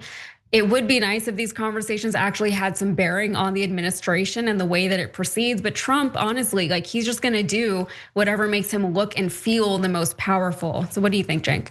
Yeah, in the first hour, I explained how Trump had Rubio put out the statement saying we were not involved in the attack on the first night because he didn't know how it was gonna go. But the next morning when he was watching Fox News, they made it sound like it was such a strong and brilliant maneuver by Israel. And they kept complimenting what the genius of the Israeli military. That's why Bannon and Tucker and Marjorie Taylor Greene, et cetera, are telling you not to watch Fox News. That was a propaganda trick designed to appeal to one man, Donald Trump. And it totally worked. So Trump, according to the New York Times reporting from inside sources in the White House, then was like, oh yeah, it's strong and brilliant. I did that. It's me. And then he came out and started to take ownership over it. Like, oh, we control the skies and you never know what we're gonna do. And they didn't come to the negotiating table and that's why we did this. And today he's been all we have the best weapons and sources and that's why we use intelligence against Iran and we knocked out their ability to defend themselves. So he's now bragging that we not only helped Israel defend themselves, but also went on the offense against Iran because Fox News was like, oh, whoever did this is a genius and strong. And he's like, oh, okay, that's me. God, what a fool. So easy to manipulate. So now, look, you talked about the Iraq war. And at the time, yeah, that's true. Not a lot of Americans saw that coming, but they were lied to. So mainstream media, including Fox News is part of mainstream media, overwhelmingly told them to lie over and over and over again that Iraq had something to do with 9/11. Iraq had nothing to do with 9/11. Iraq was opposed to Al-Qaeda. Instead, they did this racist thing of like Muslim, same thing, right? No, two sets of Muslims fight against each other all the time. Al-Qaeda wanted to topple Saddam's government. Saddam was a bad guy, but he had absolutely nothing to do with Al-Qaeda other than killing them every once in a while, right? So 69% of Americans on the day we went to war in Iraq thought Saddam had personally attacked us on 9/11. That's part of how we got lied into that war. And then of course there was a story about, oh my God, Iraq has weapons of mass destruction. You know, we better act before the evidence comes in the form of a mushroom cloud over an American city. That's what they said to us, right? And now what are they saying about Iran? Iran has nuclear weapons, oh my God, they're about to weapons of mass destruction. And Fox News is printing that lie over and over and over again. Gigantic liars, right? Netanyahu, although to be fair, the one time he got caught was on Fox News, super ironically, I'll give Brett Baer, I always give credit where credit is due. And Baer asked him about it, and Netanyahu said, because Baer said, wait, US intelligence says they don't even have a nuclear weapons program. They stopped it back in 2003. They have never reconstituted it. The Grand Ayatollah is opposed to it. And then Netanyahu goes, yeah, I mean, they could have a weapon within a year.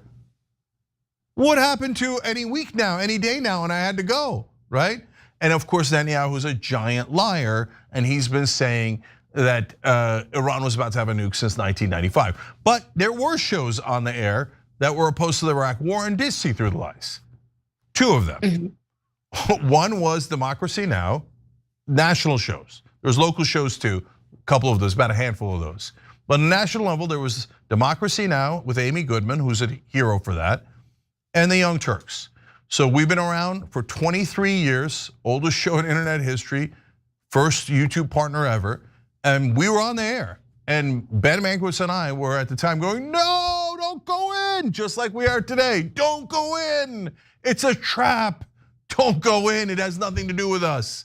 So some people saw it, but a lot of people got lied to in the war. So look, guys, we do see things from time to time before others do. I'll tell you why in a minute, but first I want to give you an example of what I saw apparently a little bit earlier than others. So I was on David Pakman's show. We'll run the full clip for you guys. And this was before inauguration, so before Trump even got into office. And here's what I told David Pakman. Look, this is where I think the rubber hits the road. And this is now, I'm really out on a limb, okay? Okay. I think his base is gonna turn on Israel. And so when he goes, yeah, no, I'm gonna give Israel another $30 billion and I'm gonna help them bomb more countries. At some point, MAGA's gonna go, no, that's enough, brother, man, that's enough. We said America first, not Israel first. And so I think they're gonna turn on that. And that's the right wing's never turned on Israel. The left wing's never really turned on Israel. No one's allowed to turn on Israel in America. But when you tell the right wing you're not allowed to do something, okay, let's see what happens. So again, we'll see. I get that I'm predicting unprecedented things, but I'm doing that based on what I'm actually seeing on the ground.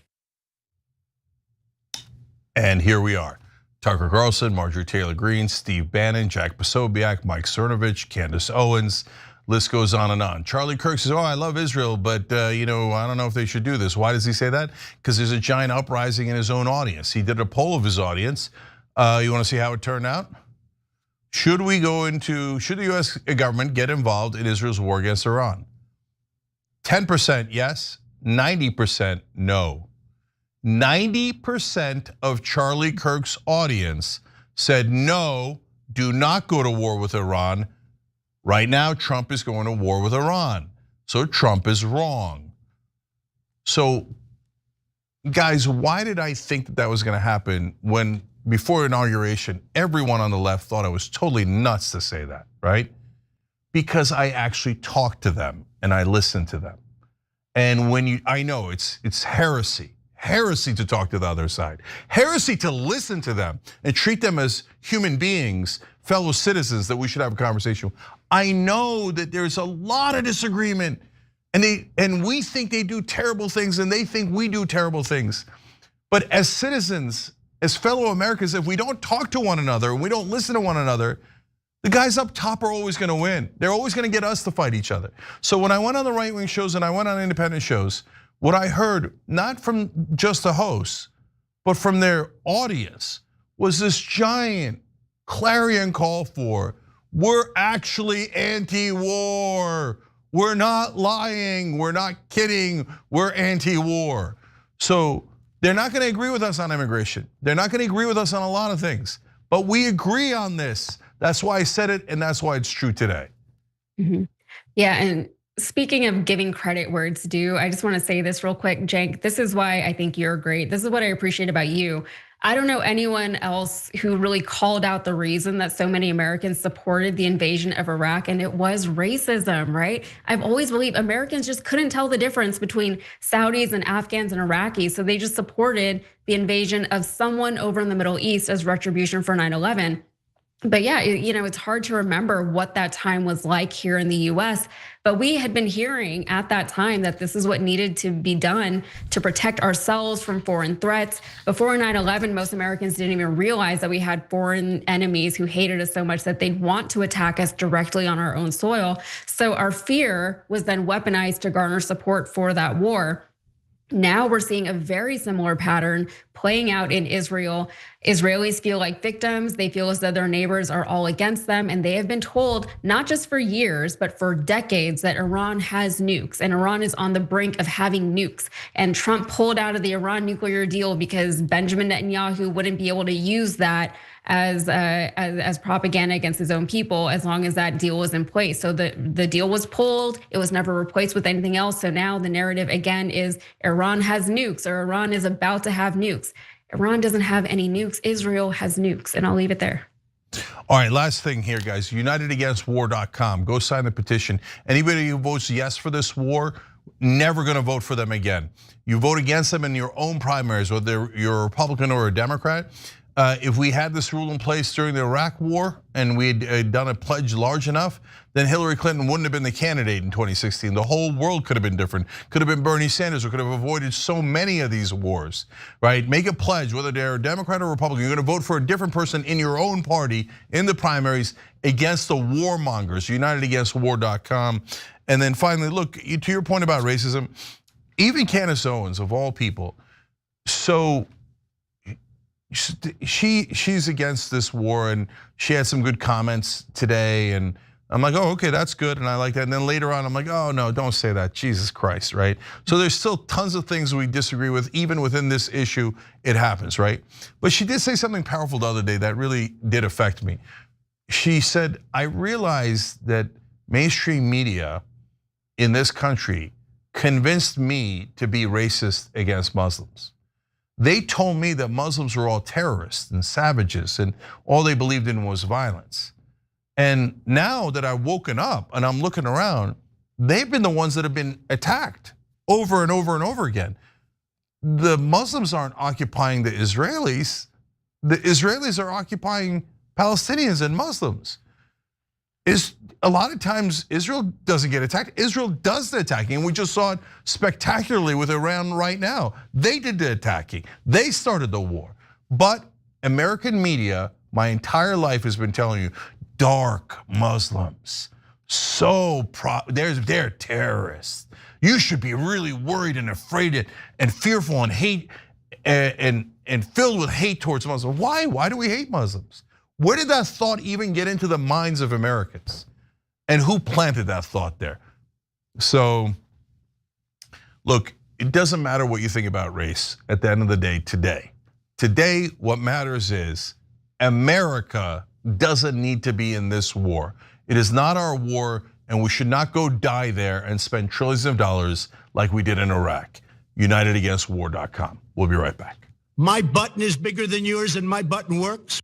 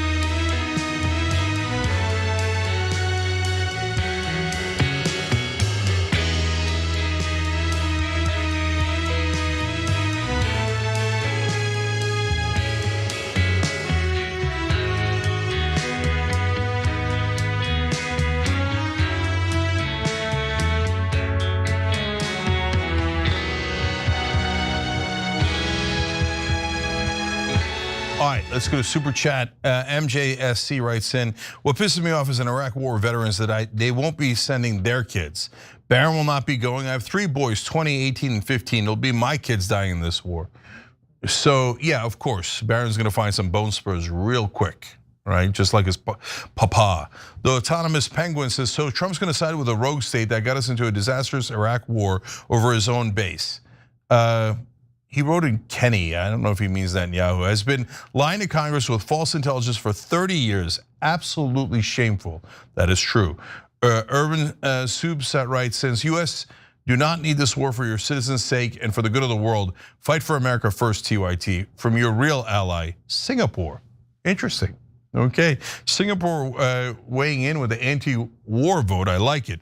00083 says, over the last 30 years, we've had the most incompetent and impatient leadership on the world stage, and now we're back here again, going to war for Israel.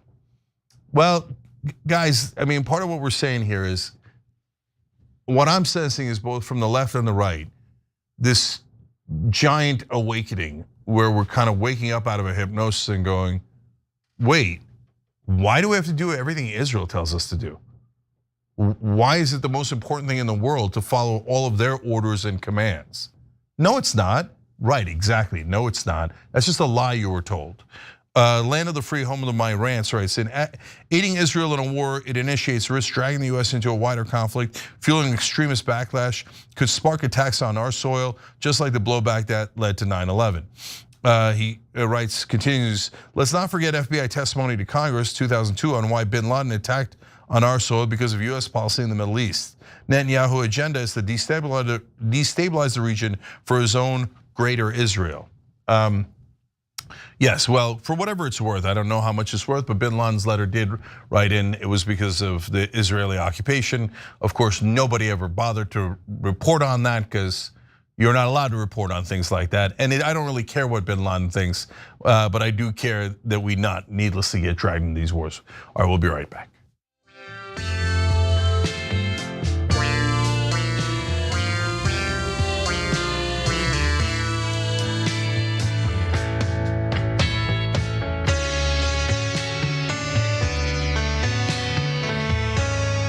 All right, back on TYT, Cenk and Yaz with you guys. At the top of the hour at 8 o'clock Eastern, one of the leading libertarians in the country, Dave Smith, is going to join us.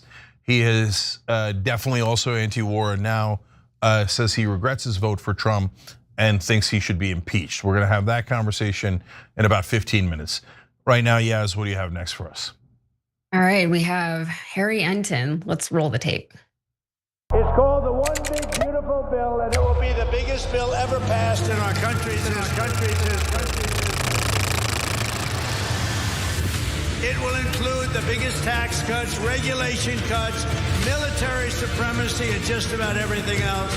We will cut more than $1 trillion in wasteful and unnecessary spending. We will end inflation, slash prices, raise wages. You know, I'm really surprised when I look at polling data. I look at it every day. But the amount of disapproval for this bill, holy cow, my goodness gracious. All right, well, despite Trump's attempts to sell his big, beautiful budget bill to the American people, it seems that most Americans actually hate it. So we're gonna hear all about it now from CNN's Harry Enton, and he's always fun. A new KFF survey finds that Americans generally not so in favor of the bill, with nearly 2/3 of the American public expressing their disapproval. We're talking about 29 points underwater on the net favorable rating, but that matches the Quinnipiac University poll from last week when it was 26 points underwater. Oh my God, you need Greg Louganis to get that far underwater. And I mean, we're talking about a negative 41 net favorability rating among independents in the center of the electorate. You rarely ever see pieces of legislation or proposed pieces of legislation as unpopular as this, but here you see it in two polls, 26 points underwater and 29 points underwater. No good. No good. So in addition to the KFF poll, another poll published by the Washington Post today shows opposition to the tax and spending legislation and mixed opinions on specific provisions. So you can see here, House Republicans' budget bill has nearly twice as many opponents as supporters, though many have no opinion. So even among Republicans, you can see barely half of them support the bill. And you'll also notice that 19% of Dems have no opinion on the bill. That number is doubled among Republicans. So I don't know if that means they're just not paying as close attention to what's going on, or maybe the media they consume isn't talking about the bill, or maybe they just don't want to speak out against their party and the administration. But let's look at how Americans actually feel about the specific policies in the bill. Here are the areas that show a majority of support. So things that Americans like about the budget bill: they support increasing the child tax credits, extending tax cuts for single incomes under 100K and also between 100 and 200K, supporting eliminating taxes on tips, and extending tax cuts, I already said that one, requiring low-income childless adults under 65 to prove that they're working or disabled to get Medicaid, extending the 2017 federal tax cuts for everyone, and extending the electric vehicle tax credit. So conversely, here's a look of what they oppose. So the majority opposes repealing some loan forgiveness programs. They oppose increasing military spending by $150 billion. They oppose spending $50 billion on the border wall between the US and Mexico. They oppose ending tax breaks for clean energy and extending tax cuts for corporations and extending tax cuts for single incomes over 400K. And they oppose spending $45 billion on migrant detention centers and reducing federal funding for food assistance programs. So as you can see, some of the most decisive parts of the bill are with regard to the size and scope of cuts to entitlement programs. And an interesting thing that this poll uncovered, which is bad news for Trump, and we sort of alluded to it earlier, is that the more people learn about this bill, the less they like it. So most people are not very aware of the legislation, and among those who have heard about the bill, it is unpopular. About 2/3 of the public say they have heard either little or nothing about the bill. Those who have heard a great deal or a good amount about it oppose it by roughly 2-to-1 margin, 64% to 33%, with nearly half strongly in opposition.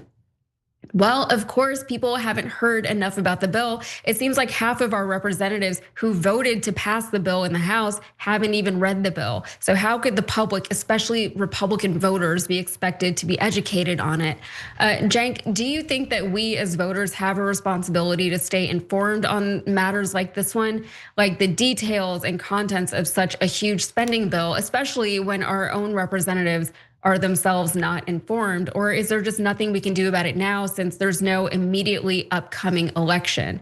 Like, it feels like the representatives who have openly admitted that they had not read the bill before they voted on it, they're just not afraid of any consequences for admitting that much, like, just the fact that they haven't read it to their constituents. Yeah, so look, independent media is the answer because all my life mainstream media has been giant liars.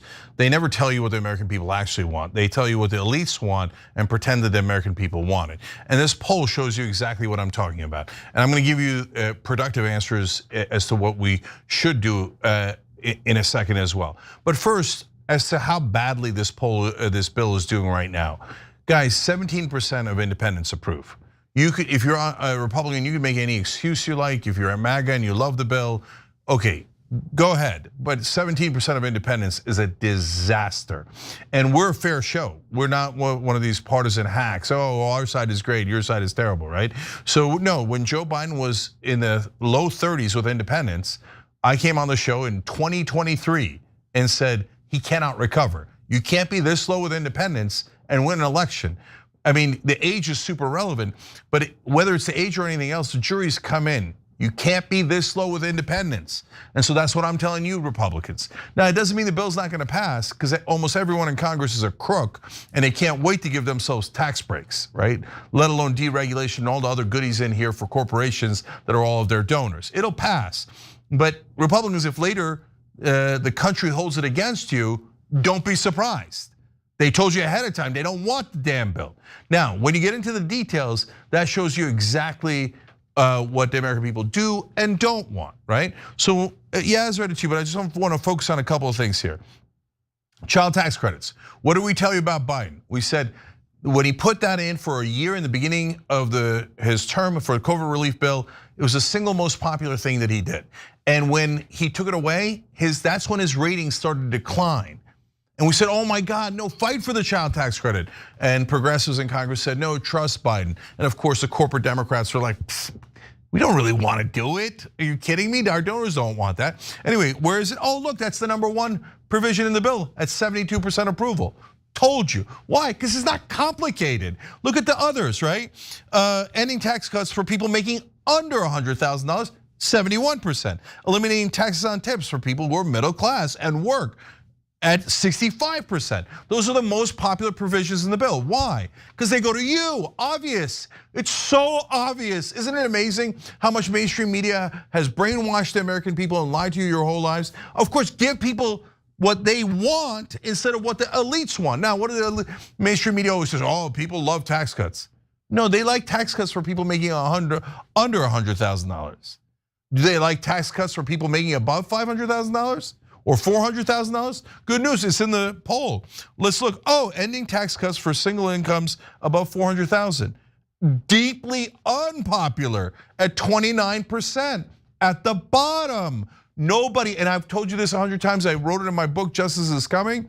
76% of the country in almost every poll says raise taxes on the rich. Don't lower them, raise taxes. That's 3/4 of the country. How many times have you heard that on CNN or even MSNBC? My guess is 0. They're in the top. They all make about $400,000. They're lying to you. Okay, so how about the $45 billion for migrant detention centers? MAGA thinks, oh, people want migrant detention centers. No, they don't, 24% approval, okay? How about reducing food assistance? Oh yeah, we're gonna take food away from them so we can give tax cuts to people making above $400,000. People love that. No, they hate it. The single least popular provision in the bill at 23%. Because you know why? The American people are decent human beings. They don't want you to take money and food out of the mouths of hungry children and give it to the richest people in the country. And guys, the tax cut that goes to people making above $500,000 a year is valued at least $1.1 trillion. Cuts to Medicaid and food assistance, $1.1 trillion. They are very literally stealing from the poor and the middle class and giving it to the richest people. And that's why this bill is 26 points underwater, deeply unpopular. Only 17% of independents support it. This bill sucks and the American people hate it. Yeah. Yeah, I just want to say real quick that Senate Republicans are now scrambling to get this thing passed by the July 4th deadline. So, we're in for a very interesting Independence Day, but there is some hope that they'll at least amend some things in the bill before it gets passed. There does seem to be some opposition from the Republican side that could stifle its passing, but they're not going to get rid of those tax cuts. Everything this administration has done this far for the past few months has been in service of these tax cuts. Everything we've seen with Trump, everything we've seen with Elon and Doge, it has been to get the rich their tax cuts, and it's a very specific number that they're after. They're not gonna give it up. They're not even gonna budge from that number. So either way, the American people are gonna have to deal with it, and hopefully the Republican Party will have to deal with the consequences of what they've done to the American people come midterms. All right, we're gonna take a quick break here. Just a couple of minutes, Dave Smith's gonna join us and we're gonna start a rebellion against the war. We'll be right back. Oh my God, you need Greg Louganis to get that far underwater.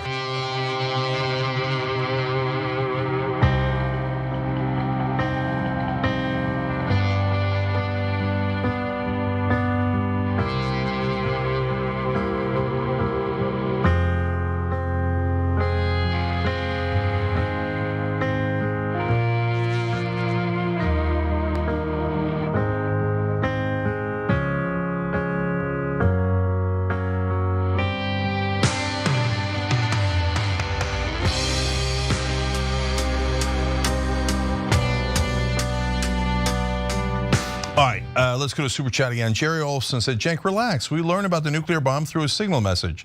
We'll probably get a 24-hour heads up. Yeah, or at least maybe an Atlantic reporter will, so that's a good joke. Veronica Ors writes in, is there any anti-war party though? Right wing and left wing both seem to love bombing the Middle East. Islamophobia and Russophobia are a huge problem that fuel wars on both sides. It's depressing. So you gotta look for the people that are anti-war within the parties. So right now that is a contingent of one, maybe two in the Republican Party. Tom Massey, good principled man, disagree with him on a lot of issues, but he's always been anti-war and he's true and he's honest. Okay, so that's very rare in Congress. Marjorie Taylor Greene hasn't joined that War Power Resolutions Act yet of Thomas Massey, but probably will.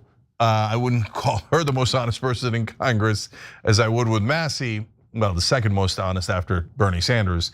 But so they're going in an anti-war direction. We'll see how many of them follow. On the left, you've got Bernie Sanders, you got AOC, and Ro Khanna is always the leading anti-war guy. So there's a solid contingent, Rashida Tlaib and others that are anti-war. So go find people that you believe in policy-wise. Policy is much more important than partisanship. All right, let's go to YouTube members. Darth Dunadan writes in, I'm so annoyed with our government. How do we not have universal health care, paid family leave, and then fund everything for Israel? I wish our politicians had spines and cared about our country. Thank you, TYT. Thank you, brother. ACGC says, Israel's the bully in the neighborhood that says, why are you punching yourself? But when they get punched, they scream, Mommy, he hit me. 100%, and in fact, it's the story I've told members a bunch of times, but one of the last fight I got into in Miami a long time ago, a guy punches me in the face 6 times, I'm all messed up. I finally get him in a headlock, and he starts screaming, why are you grabbing me? Why are you grabbing me? Right? And I'm like, because you punched me in the face 6 times? I didn't know his name was Israel at the time. Okay, Marco Antonio, be careful about the Uyghur maneuver. Anyways, Marco writes in, Netanyahu is Lucy with a football, America's Charlie Brown, falling for it every time. Good analogy. Christy North Dragon Weber says, I'm genuinely struggling not to hate Israel right now. The only thing that's keeping me from frothing at the mouth with rage at that place is reminding myself about how I didn't agree with Iraq either.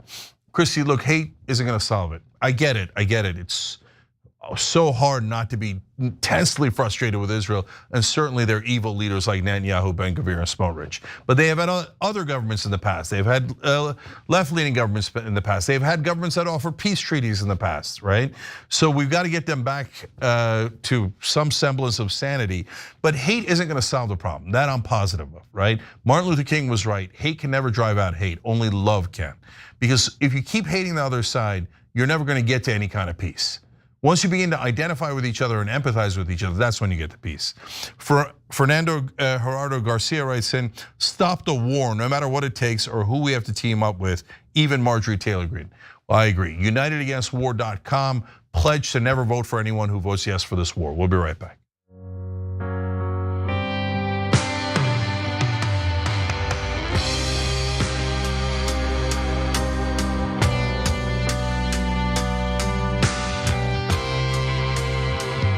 All right, back on TYT. Unfortunately, we're out of time. Everybody check out Yasmin Aliyah Khan, best name in the world, on Rebel Headquarters. She does great videos there. Booters 1957, thank you for all the subscriptions on Twitch. We appreciate you, brother. My interview with Dave Smith, one of the leading libertarians, joining the fight against the war. That's coming up next. Stay right here. We'll be right back.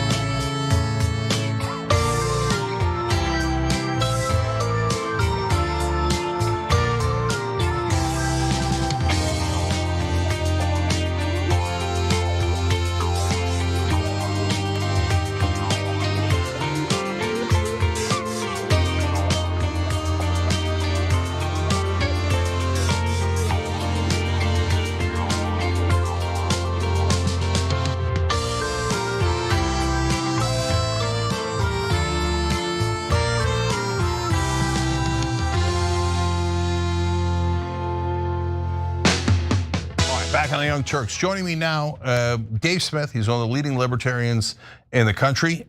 His show is called Part of the Problem. And he has just said that he is upset that he voted for Donald Trump. So we're gonna talk to him about it, and we're gonna see if we can find a mutual answer for the problem of going to war in Iran, which neither one of us wanna do. Dave, welcome back. Thank you, Cenk. Thank you so much for having me. Yeah, no problem. So first, let's talk about whether we should talk. Then we'll talk about what we talked about in the past. And then we'll finally get to how do we end this war? Okay, how do we stop this war? So first, we asked our audience, should we form a coalition with the right against the war with Iran? Because a lot of people on the left say, no, the right is verboten. Don't ever talk to them, don't have a beer with them, don't do anything with them. For Young Turks members are totally different. 97% said yes. Okay, so that's a pretty good number. So Dave, first, I did a debate with you about Israel. You and I were on the same side. It was against Dennis Prager and Batya Ungar-Sargon, right? And let's be honest, we annihilated them, right? Okay, And at that time, you were pretty set against Trump. What made you vote for Trump in the first place? Well, there were several factors. I thought, first of all, I should probably make clear that, and this is something that's come up because I've seen the reaction to me saying I regret voting for the guy. I'm a radical libertarian.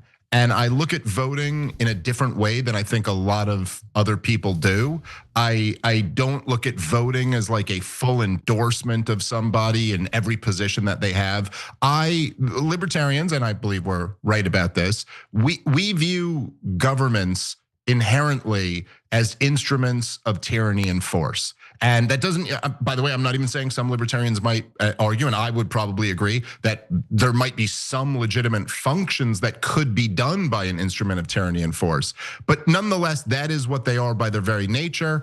And I think that the people essentially are under duress by their government. And voting to me is a strategic option. You could, as Walter Block, who's a libertarian economist, he used the example of if you were in a concentration camp and they gave you a vote over who your guard is going to be.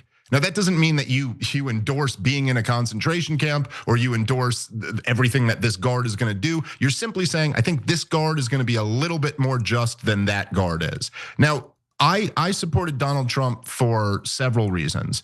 Number one, I thought that it was very important for the country that the Democrats take a loss. This was, I was very clear on this from the very beginning that I thought this was the most important issue. There was just, the Democrats to me had just gone so far on so many issues, whether it was, even though Republicans were bad, I mean, Democrats were leading the charge on championing lockdowns and vaccine mandates and just the insane COVID hysteria, the insane woke hysteria, which I think was like a neoliberal takeover of the left. And the Democrats were leading the push for that. Then on top of that, there was the war in Ukraine that they went all in on while the Republicans were at least rhetorically substantially better than them on. Then they had a senile president who they lied to the American people and told wasn't senile. Then they tried to, after denying a primary, after rigging the previous two primaries, they then wouldn't even let you vote on the next substitute candidate. I mean, you know all this stuff, Cenk. So I just thought this was so overwhelming. They needed to lose. I thought it was an incredible blow to the corporate media. I think one that they'll never recover from was Donald Trump winning a second time and kind of the podcast scene ushering him in. So I thought there were lots of cultural issues and bigger issues for the country. I felt like Donald Trump winning would be better than Kamala Harris winning. And then on top of that, I guess I reserved a little bit of hope that, hey, things looked a little bit different this time. He had Tulsi Gabbard and Bobby Kennedy and a lot of these different figures. Tucker Carlson had some influence on him, who's really great on a lot of the foreign policy issues. And Joe Rogan helped get him into the White House. Maybe he could have some influence. It seemed to me that there were more possibilities with Donald Trump for something positive happen. And I would also add, he had been burned by the system in a unique way. And I thought maybe he would be a little bit different this time around. And also he had been totally betrayed by Netanyahu when Netanyahu came out and congratulated Joe Biden for winning the election before our media was even calling the election for Joe Biden. So anyway, I thought maybe there's a shot he'd be a little bit better. And I thought, with all the factors, I put in on, I'm going to support this guy. Yeah, so look, there's plenty that I disagree with you on that analysis, and there's plenty I agree with you on that analysis. The Democrats did lie to the country. Joe Biden was too old, and it was absurd. Corporate media did lie, and corporate media, I love that they were defeated. That's why that tweet that people found to be controversial, I was not 1% happy that Donald Trump won. But I said after that he won, we were out of the establishment prison and in the populous woods. And I prefer to be in the populous woods than in the establishment prison. And that prison was set by corporate media, mainstream media, etc. And so now there's a jailbreak. And that's why we're in the conversation we are about Iran. They say, of course you have to go to war with Iran. Who do you think you are? if Israel commands us to go, you must go, right? But now independent media is saying no, and that's what we're united about. That's what we're gonna get to in a second. But you did mention one thing there that drew my interest. Super quick, because I really want to talk about the war. But you said you're radical libertarian, don't like the militarization, worried about the tyranny of government, et cetera. So are you opposed to the Marines in LA? Well, I mean, no. I think that's a little bit different of a question. And really? I don't, generally speaking, I don't like the government doing anything. And I don't like our government being so militarized. I've been an opponent of the militarization of the police for many years at this point. I do think that there is, and look, this could be a whole topic that we talk quite a lot about, but the riots of 2020 and things like that, I simply do not believe should be allowed to happen. And I also don't think that they're very organic in nature. I think there's big business behind a lot of these things and big money behind a lot of these events. And listen, when protests turn violent, I think that that does need to be stopped, and whatever that takes. I'd prefer it doesn't take the military to do that, but I am not for violence in the street. I'm not for destroying people's property. I thought it was an absolute outrage in 2020 that we're society, we have this militarized police and all of this stuff, and the one time that there might be a legitimate need for it, they just stand down and allow dozens of people to be murdered and thousands to be assaulted and billions of dollars in property damage. I think it's appalling. I also think it's appalling when cops are spraying pepper spray into nonviolent protests and things like that. But I don't have much tolerance for riots. Okay, good. So neither do I. I believe in nonviolence. We're going to talk about that in the context of the war protests in a minute. But good, because otherwise we've established that we really do disagree on other issues, right? I think the Marines in LA is an abomination. And I think you're totally wrong about that, especially as a libertarian. I think that, as you saw the 22 corporations that sponsor the military parade, our military has gotten corporatized. And so if you're worried about I'm against the parade. Yeah, okay. Yeah. So the US military in the streets is exactly the tyranny of government that you guys were worried about. But okay, so we disagree on things. Good. Okay, now let's talk about things we agree on, right? It's called being an American. Sure. And I want everybody to know, and these days, especially on the left, I love you guys, okay? But Americans are allowed to disagree on different things and agree on others. I know it's a revolutionary thought, but we're doing a revolution here. Okay, so you and I both agree we should not go into Iran. But now, because of Donald Trump's actions, you have now flipped on Donald Trump. So you said the other day that you regret voting for Donald Trump. Do you stick by that? Do you regret it? And you said you went as far as saying impeached. You still believe that today? And why? Oh yeah, absolutely. I mean, look, I at this point, look, Cenk, with a lot of these things, what do I have? I don't have any power over actual government policy, but I have a little bit of an audience, and then I have an influence on some people who have audiences, and so I can have a little bit of influence on a broader conversation. And what else can you do when the president of the United States is leading us into the most disastrous policy imaginable, and I'm on record having supported the guy? What can I say other than, yeah, I shouldn't have done that, and this is terrible, and let me try in my little part to rally as many people that I can to give pushback to this, and not due to my influence, but just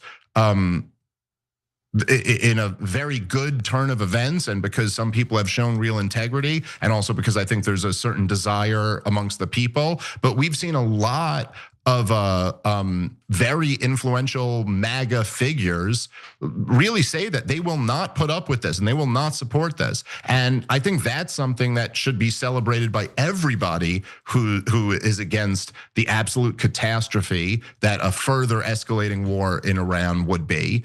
And look, it's not as if Donald Trump doesn't have to run for re-election. He does have midterms coming up, and he does need his coalition to some degree in order to get his agenda through. But the only thing that many of us can do at this point is try our best to create a situation where there will be a cost to be paid for him doing this. And so I think that it's been pretty clear. I mean, look, it's pretty remarkable. Forget me, but like figures like Tucker Carlson, Steve Bannon, Charlie Kirk are all out there right now saying you will destroy your coalition if you do this. You will absolutely split MAGA into a civil war against each other.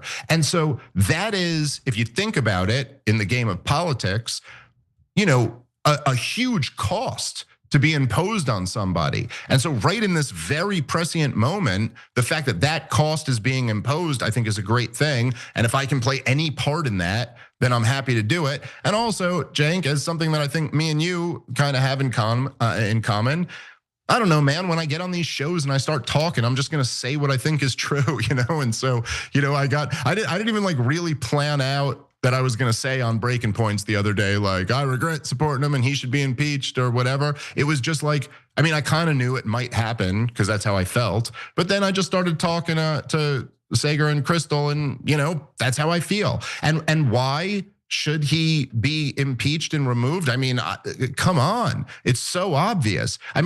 He's like essentially saying, and I don't know what the real story is here because there's conflicting reports, but it doesn't matter because he's saying it either way, that he was negotiating with Iran to succor them, to distract them so Israel could launch a sneak Pearl Harbor attack, a completely illegal, aggressive attack against a sovereign nation. Come on. Now you're gonna impeach somebody over a phone call with Zelensky where he maybe, tried to suggest that there should be a quid pro quo, which he never even got and then caved, never even got the investigation on Biden and still sent the weapons package in anyway. That's impeachable. January 6th is impeachable, but leading us into the 7th absolutely disastrous regime change war of choice on behalf of a foreign nation. I don't know.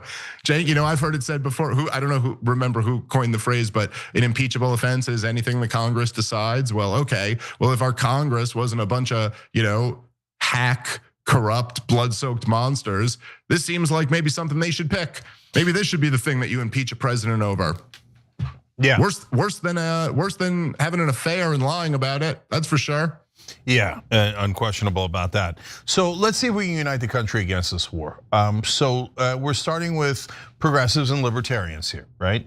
So, Dave, I came up with an idea. I'm gonna run it by you. You're the first person I'm running it by. Let's see if we can get agreement on it and see what we can do going forward, right? The idea is called Operation Consequences. And so the first step was going to be having us pick champions for our side and have them introduce the War Power Resolution Act, right? And good news, since there are champions, they already did it without us asking, okay? Yeah. So my guess is you would have picked Thomas Massie. I would have picked Bernie Sanders, and Thomas Massie and Bernie Sanders have introduced legislation to bring the power of war back to Congress, which is where the Constitution has it, right? So let's get back to our constitutional system. Let's get back to war. So step one's already done because that's what champions are made of, right? So, okay, step two is a pledge that if anybody votes yes on this resolution, that we never vote for them again, ever, ever, ever, okay? You can tell me you're great on every other issue and I could really like you, but you vote yes on this war and we're done with you forever. What do you think? 100%, yes. Okay, so we set up a site, it's like, it just directs back to a pledge. We're gonna do more and more as we go along, but the pledge is to never vote for anyone who voted yes on this war. And it's called unitedagainstwar.com, and we'll have the link down below, unitedagainstwar.com, okay? So now, here's the reason to do a pledge. If it turns out, Dave, that it's just me and you, and we ask, our audience, you ask your audience, I'm part of the problem. We both talk about it in all the shows we go on, but we just can't get to like 1 million people that sign the pledge. People aren't gonna take it seriously. 12,000 people, that's nice, but it's not gonna work, right? And maybe, Dave, what we wind up doing is, Al Capone's vault here. Like, you remember Geraldo made a big deal about it, hyped it up, and then it turns out there wasn't anything in it, right? But if you get to 1 million or 2 million voters who say they will never vote for someone who votes for this war, or you get to 5 million, now all of a sudden a little bit of concern starts to creep in. and mainstream media starts to go, who are these rabble rousers? And how dare they be against this war? So now I'm gonna get to the next steps in a second, but a mass of people promising like a new voting bloc, totally divorced from the parties. And this is really important. Dave, what I'm saying is do it in your primaries. So nobody's doing unilateral surrender to the other side, right? So if a Democrat votes for this war, you must go vote in a primary against them, right? And if a Republican votes for this war, same thing, go in a Republican primary and vote against them. Does that part make sense? Sure, absolutely. Yeah, so now, the most important part is the actual accountability, right? And that has two phases. So first part of the accountability is, I hope we get volunteers. We do Operation Hope, tyt.com/hope, but you can volunteer in any way, shape, or form. You don't have to volunteer, you can just do it on your own, right? Find your local congressman, find your senator, and just ask them, right? You'd be shocked at how easy it is. Just Google it, find out who they are, email or phone, and ask them, are you in favor of the War Powers Resolution? And Dave, what's great about this resolution is the president can't veto it. It's a congressional power in the Constitution, right? And they must vote on it in 15 days. So it sits in committee usually for 15 days, and it's a privileged bill. So it's gonna get a vote, and everyone's gonna go on the record. That is why pressuring people to, and basically what you're doing, Dave, is a public service announcement to your members of Congress, to your representatives. Hey guys, just know that if you vote yes, we're gonna vote against you the rest of our lives. I'm just letting you know, you can do whatever you want with that information. I know you're gonna get a check. I know you're gonna get a check from AIPAC to vote yes, right? But it's gonna cost you this number of votes. Again, does that seem logical to you? Yeah, of course. All of this is the most obvious and logical stuff. I'm thrilled that you're putting it together like this. All right, unitedagainstwar.com. So finally, the last part is the part where, and I'm asking you like genuinely, what do we think? Is it gonna happen? Are people gonna rise up? Or are they gonna go back to tribalism and they're just gonna go, well, no, I mean, I don't wanna say no because because of Trump and because my party, and but the Democrats leadership says we should vote yes, blah, blah, blah. Or are there gonna be real consequences? Are the American people gonna rise up enough that we cost them a bunch of seats? And totally not related to anything partisan. No, this is just a voting bloc on a single issue. It's direct democracy. You vote this way and you're done. What do you think? Does it have a prayer of working? All right, so this is interesting, and I always want to be a little bit humble when I'm predicting what's going to happen next, because predicting the future is always a tough business, and there's sometimes things will be so obvious that you could predict, like it's like, hey, if you shut down the economy and print $6 trillion, that's gonna have some negative impacts on the economy. Like, okay, there's some things you can predict, but there's some things that are tougher, and there's a lot going on here, and we don't know everything. I'll say this, there is the hawks right now are celebrating the success of this, this war 5 days into it. That's always the case. They always celebrate it right away. They always, every single war of my lifetime, they're bragging about it as soon as it starts. It's not till it goes bad that they start admitting the truth, if they ever do. Maybe there is some chance. I've heard it argued that Iran is a better candidate for regime change than Iraq or Libya or Syria or Yemen or any of these other regime change arenas, or Afghanistan that we've seen in the last 25 years. Maybe there is some sliver of a chance that the regime gets overthrown and it's not the catastrophe that it was in all of these other areas. I find this to be very hard to believe, but just with the caveat that maybe there's some chance that it goes that way. It seems much, much, much more likely that it's gonna be exactly what the other 6 countries in Wesley Clark's 7 countries in 5 years turned out being, and this will be the 7th catastrophe. I think at this point, they're in a regime change war. And I don't know. I think it's worth trying to stop it. It's worth trying to impose as big a cost on the politicians in charge if they actually do go through with this. But it seems like they've already launched a regime change war. As me and you both know, Cenk, this was never about a nuclear threat from Iran. Iran does not have nuclear weapons. Iran is not trying to get nuclear weapons. Iran has a latent deterrent. Essentially, they want to just let you know that they could enrich up to a high enough level to have nuclear weapons so you don't do what's already happened to them.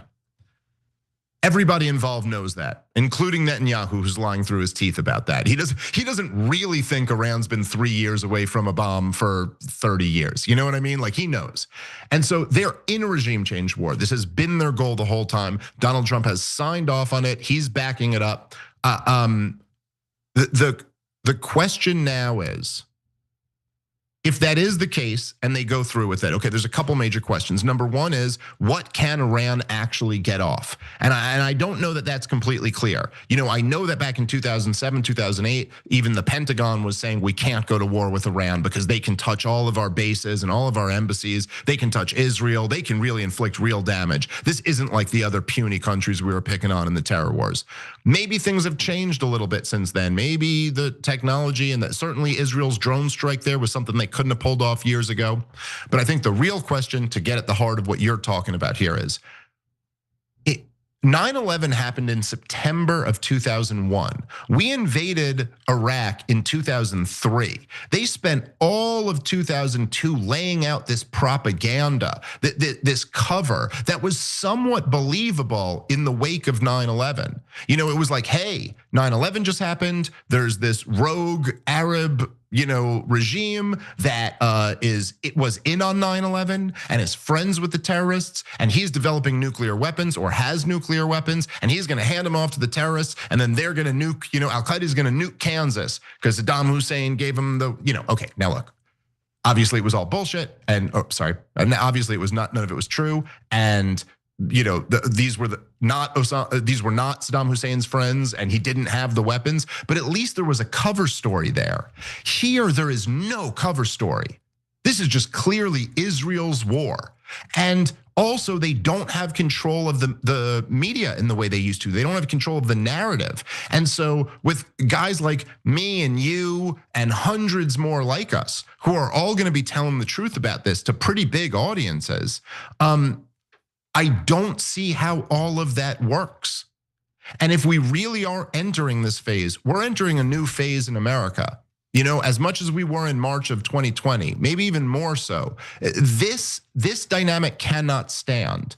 They can't have all of us telling the truth while they haven't even laid out a propaganda campaign if they're launching another regime change war. It just simply can't work. I don't know if they're going to try to silence us, if they're really going to weaponize the law against us, or if they're just going to fail at their mission, or there'll be a revolt. I don't know what the answer is, but I'm telling you, with all these facts on the ground, this doesn't work.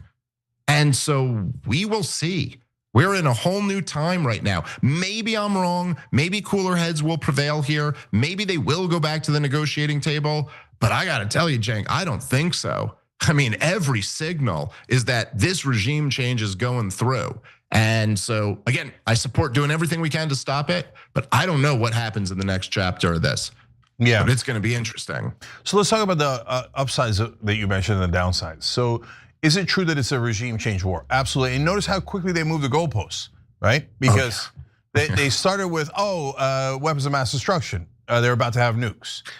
Then instantly, Netanyahu goes on Fox News, Brett Baer asked him about it. They weren't going to get it for a whole year anyway. Okay, and I'm going to play you a Netanyahu clip if you haven't seen it yet. Daily Show put it together. Sure. I love it. So to show you what a giant liar he is. But I don't want people to lose focus. I think what Dave is saying about independent media, well, we're going to test it. This is the beginning. This is the very first day of us testing the power of independent media. Okay, so I want to come back and talk about that in a second, but I want to bring up that Netanyahu clip because in case you didn't see it on the Young Turks show today, we're normally live 6 to 8 p.m. Eastern, then we do interviews like this with David, 8 o'clock and other folks, right? And so we played it for you guys, but I want to play it here because if you're new to this, understand how much let's be honest, the government of Israel overall, and specifically Benjamin Netanyahu, has been lying to Americans for the last 33 years. Watch. If not stopped, Iran could produce a nuclear weapon in a very short time. It could be a year, it could be within a few months.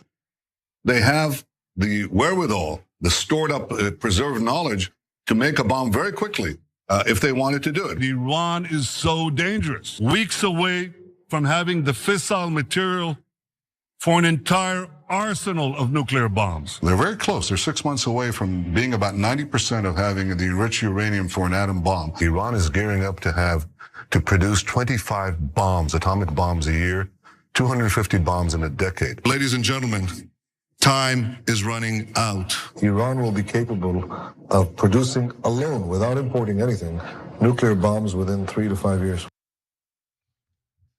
Okay. So I'm going to get back to how we're going to fix this, but in the 2006 clip, he said that they could produce 250 nuclear warheads in a decade. It's been basically 2 decades since then. So do they have 500 nuclear warheads? And Dave, the question I want to ask you, I know, look, this is a layup, but really, if you're like, I've lost every ounce of respect for mainstream media. How do you look at a clip like that and then quote Netanyahu as if he might be telling the truth the very next day, in your broadcast? So what are they supposed to, like me? I would say Netanyahu is a giant liar, and no one should ever trust a word that comes out of his mouth. But mainstream media reporters will say, nope. Not only beloved Israel, and you have to believe him more than the terrorist Muslims, right? But at a bare minimum, they'll say 50-50. But Dave, it's not 50-50, is it? He's been trying to drag us into this war for 33 straight years. Yeah, I don't know why this is just reminding me of this, but so I did a debate at Princeton University against Josh Hammer, who's a senior editor at Newsweek, and it was an Oxford style debate, and I smoked him, but that's neither here nor there. But he, at one point, this was like his big moment in the debate, is he turned over to me in the question and answer segment, and he goes, "Hey Dave, who do you trust more, Osama bin Laden or Benjamin Netanyahu?" And I responded by saying, "I don't trust either of them." And he was like, "Whew, I think that speaks volumes," like it was something so messed up that I was like, I don't trust either of those guys. But it's so funny because it's like, you look at this and you're like, yeah, what, you trust this guy? This guy, he's clearly, I'm sorry, this is not somebody getting it wrong. This is somebody lying through their teeth. He knows that Iran doesn't have nuclear weapons. He knows about, you think he thought in the 90s that they were gonna develop hundreds of nuclear warheads? It's like so ridiculous. And so the thing is that, and of course, Cenk, because you've been in this position, so many times, I've seen you there. Well, they'll go, "Oh, so what are you saying? You support Hamas, or you support Iran, or you support whoever?" And it's like, look, I'm not saying, the thing isn't that like I trust Osama bin Laden more than Netanyahu because I think he's like a good person or something like that. It's just that Osama bin Laden is a fanatic who declared war against the American empire. He has no incentive to lie about that. Like he's telling you, like if you look out your window at night and you see a guy with a bloody knife and he's like, "I'm gonna come in there and kill you," you're gonna take him at his word. I think that is what he's trying to do. I'm not gonna go, but Netanyahu is a politician who's trying to lure the US government into war after war after war. So obviously he's incentivized to just lie and lie and lie. And to your point, it's not just that he should be treated as a liar. I mean, he should be treated by the media and the entire US government as a hostile foreign combatant. I mean, he is a representative of a foreign government trying to lie. It's not just that he's lying to people, he's trying to lie the American war machine into another war. This is like a crime against humanity and a crime against our country. It is absolutely just just like the idea that you could have that track record. Like, look here, even in American domestic politics, they don't, okay, there are some fringe, and when I say fringe, I mean like in terms of like who's most the most consequential figures. There are Lindsey Grahams and some people like this, but like they know that they can't have Dick Cheney selling the next war because we're like, no, you got to go away forever. But yet Benjamin Netanyahu, who is Dick Cheney of Israel,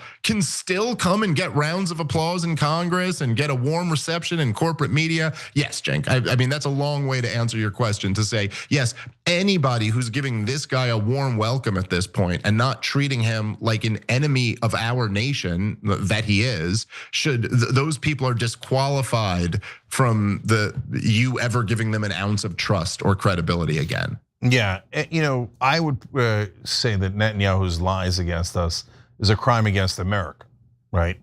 And so, and he's committed that crime now for 33 years straight, trying to hoodwink us into the Iraq war. He was one of the top neocons. Now trying to hoodwink us into the Iran war, and it's despicable no matter which country does it. Okay, and then just like in Iraq, as I was saying, they start with WMD and then they go, just kidding, regime change. Yeah. And exactly what they did here. Within just a couple of days after the war starts, they're like, oh, forget the nuclear facilities and the WMD. We're just kidding. Now, no, it's regime change. We have to kill the Ayatollah. We have to get rid of their government. But wait, you can kill the Ayatollah, but to your point earlier, Dave, they can just replace him with another mullah. And if they do that, then they're gonna say, we're gonna kill the next mullah, and then we gotta kill the next mullah. Oh, you know what, this isn't working, we gotta get on the ground. We're gonna send in ground troops, right? Well, of course, and right. And look, like what's crazy is that you do see a lot of the same people who were selling the war in Iraq and Afghanistan and Libya and Syria and Somalia and Yemen and all of this. You see them still trying to sell this one. And even look, they'll tell you these things. They're trying to make it sound very nice. Look, the people hate the government. The people are celebrating. By the way, they could find videos in Iraq and in Libya where people were celebrating. Yeah, a lot of people do hate that government. That's not a guarantee of what's going to happen once that government falls. That doesn't mean some type of liberalism is going to flourish or something like that. And so it's easy for them to say, like, the fact of the matter is that the Iranian regime, the mullahs, have been in power since 1979. And for most of that time, they've had the most powerful governments in the world hell-bent on overthrowing them and have still survived. So the idea that this is just going to be easy to get rid of them, or that the people hate them so much that they will overthrow them, I think there's some reason to be skeptical about some of those claims. And it's easy for these guys to celebrate at first. They always do that, these things, they always celebrate at first, and it always leads to absolute disaster. Yeah, and so look, to your point, there's a lot of people in Turkey that are very dissatisfied with the current Turkish government. If we start bombing Turkey, they'll fight us for 500 years straight. Right? Well, that's right. That's right. And I should just say, to your point, I'm sorry to cut you up, but to your point about the moving justifications for this war, I mean, it's just unbelievable. You're right to cite the parallel between that and like the war in Iraq and the war in Afghanistan and all this stuff. They always move the goalposts and all these wars. We're going into Iraq for weapons of mass destruction, but then it was to liberate the people, and then we're going into Afghanistan to take out Al Qaeda, but then it was to overthrow the Taliban, and then it was to nation build, and then it's always but this one it's so quick. They're already, I was arguing with Dinesh D'Souza on Twitter today, and he's like, look, I supported the war in Iraq and I was wrong to support that. And I was like, yeah, but you're doing the exact same thing right now. And then he goes, well, this isn't the same as Iraq. I mean, they said Saddam Hussein was in on 9/11, but Iran was in on October 7th. And I was like, dude, first of all, no, they weren't. There's no evidence, but this is exactly the same. Second of all, that's not even the justification yet, dude. You're jumping to the next justification already. I thought it was that they had nuclear weapons or were developing nuclear weapons. I've already seen several people arguing that it's about, freeing the women. Oh, they don't give their women rights. And so that's what it's about. They'll just switch. Once one justification falls apart, they have to have the next one to move to. And just, for any of these, like, first of all, It is nobody has presented any evidence. And in fact, there's been evidence to the counter. The US intelligence said that the Iranians were surprised by October 7th. Now, you could argue that they have sold weapons to Hamas at one point in the past, or in fact, I think they have. I don't exactly know how much weapons they've sold to Hamas. They've certainly sold weapons to Hezbollah and to the Houthis, but regardless, is that the standard now, Cenk? That if you sell weapons to someone and they attack you, you're guilty of the attack? Because by the way, if that's the standard, you don't want to go through what the US and Israel are guilty of. You know what I mean? We've sold weapons to half the goddamn country, the world, excuse me. And so that justification completely falls apart.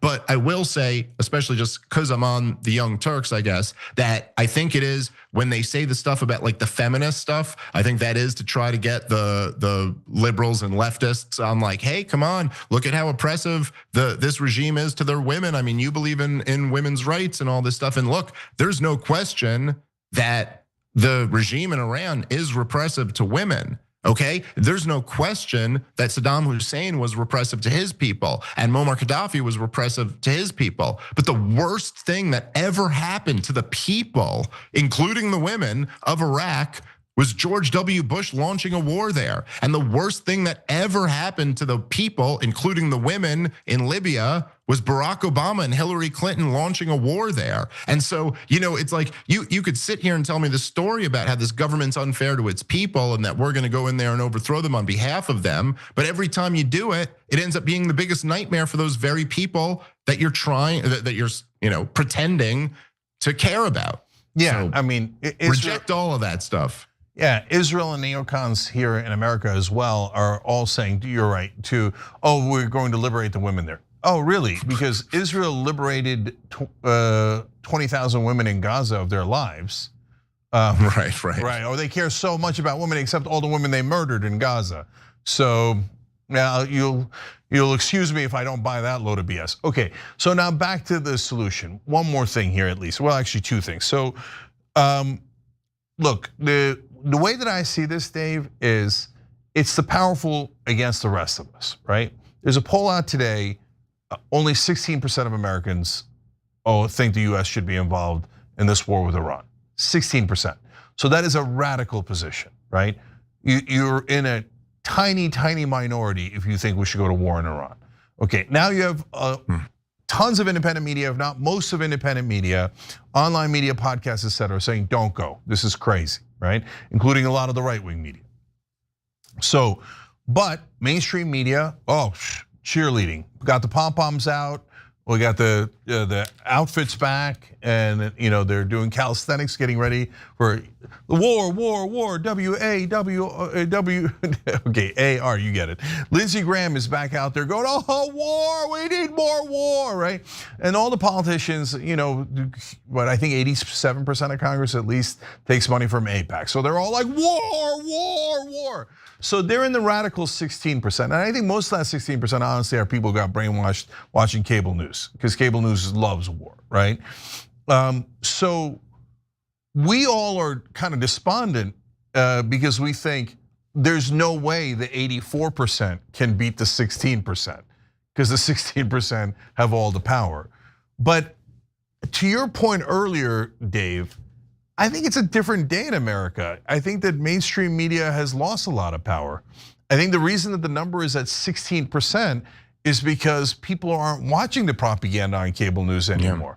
And so they might find this a harder hill than they thought it was because of independent media. So is there hope here that independent media can start a prairie fire of hope that we can actually defeat the powerful, and that if enough of us band together, left, right, and center, and we say, hey, look, maybe you win your elections, but millions of us are going to vote against you. So I just don't be surprised when we do. I don't want Jake Tapper writing a book later saying no one could have seen it coming, because we are going to come for you. And so, if you and I do a tour and we go do it and we start to bring in right-wing allies if they exist, left-wing allies, if they, I know left-wing allies exist. Whether they'll join in with the right wing, is a different question, right? But can we muster up enough momentum here for the 84% to win rather than the 16%? Well, okay, so let me just say two things to that. Okay, number one, because I've watched you kind of, I think you've probably become the most prominent figure in the country who's really been kind of launching, even before your very specific kind of targeted plan today, but you've been really promoting the idea that we ought a coalition on this opposition to war, and that it's too crazy for us to say that like, oh, he's an evil right winger or he's an evil left winger, and like this is just, and I just completely agree with you on that. And I'm a child of the Ron Paul revolution, as we like to call it back then. And that was always his stance, like coalition with anybody who you agree on an issue. Now, look, I will admit that probably in general, when it comes to coalitioning, there's like, everything's within reason, okay? And like, I probably would not coalition with Lindsey Graham about like lowering top marginal income tax rates, even though we might agree on that issue. Like, I'm not gonna coalition with Lindsey Graham because my agreements with him are so much more important. My disagreements with him are so much more important than this tiny agreement with him that I just wouldn't do that. And he's so monstrous for the things that I don't like about him. But this is an issue, and I will say that I think particularly on the left, you do have this issue. And part of this is, again, I'm not saying that there's not this issue on the right at all or that everyone on the left has it. I just think it's more of an issue on the left. And part of this is because culturally speaking, the right has gotten beat up for many, many years. The right is more happy to just have anybody on their side about any issue. The left has had this major problem, and I think it's something that you've talked about it. You and Anna, I've heard you kind of like discuss this in the past, that over kind of like the last 15 years, the left was almost lured into this kind of like cultural space where there was an inability to like prioritize certain issues above other issues, or ever have like a hierarchy of outrages, or say that like, look, this thing, while it's a little bit wrong, it's really not that important. It's just not nearly as important as this. And I watched this for years. It really saddened me as somebody who's from the left. And when I say from the left, I mean like in my soul. Like, I'm from New York City. I'm a Jewish kid of a single mom. I'm just like, I'm not like, by my nature, I'm not like from a conservative background. Like these people are my people. And I watched this happen. It was very saddening to me.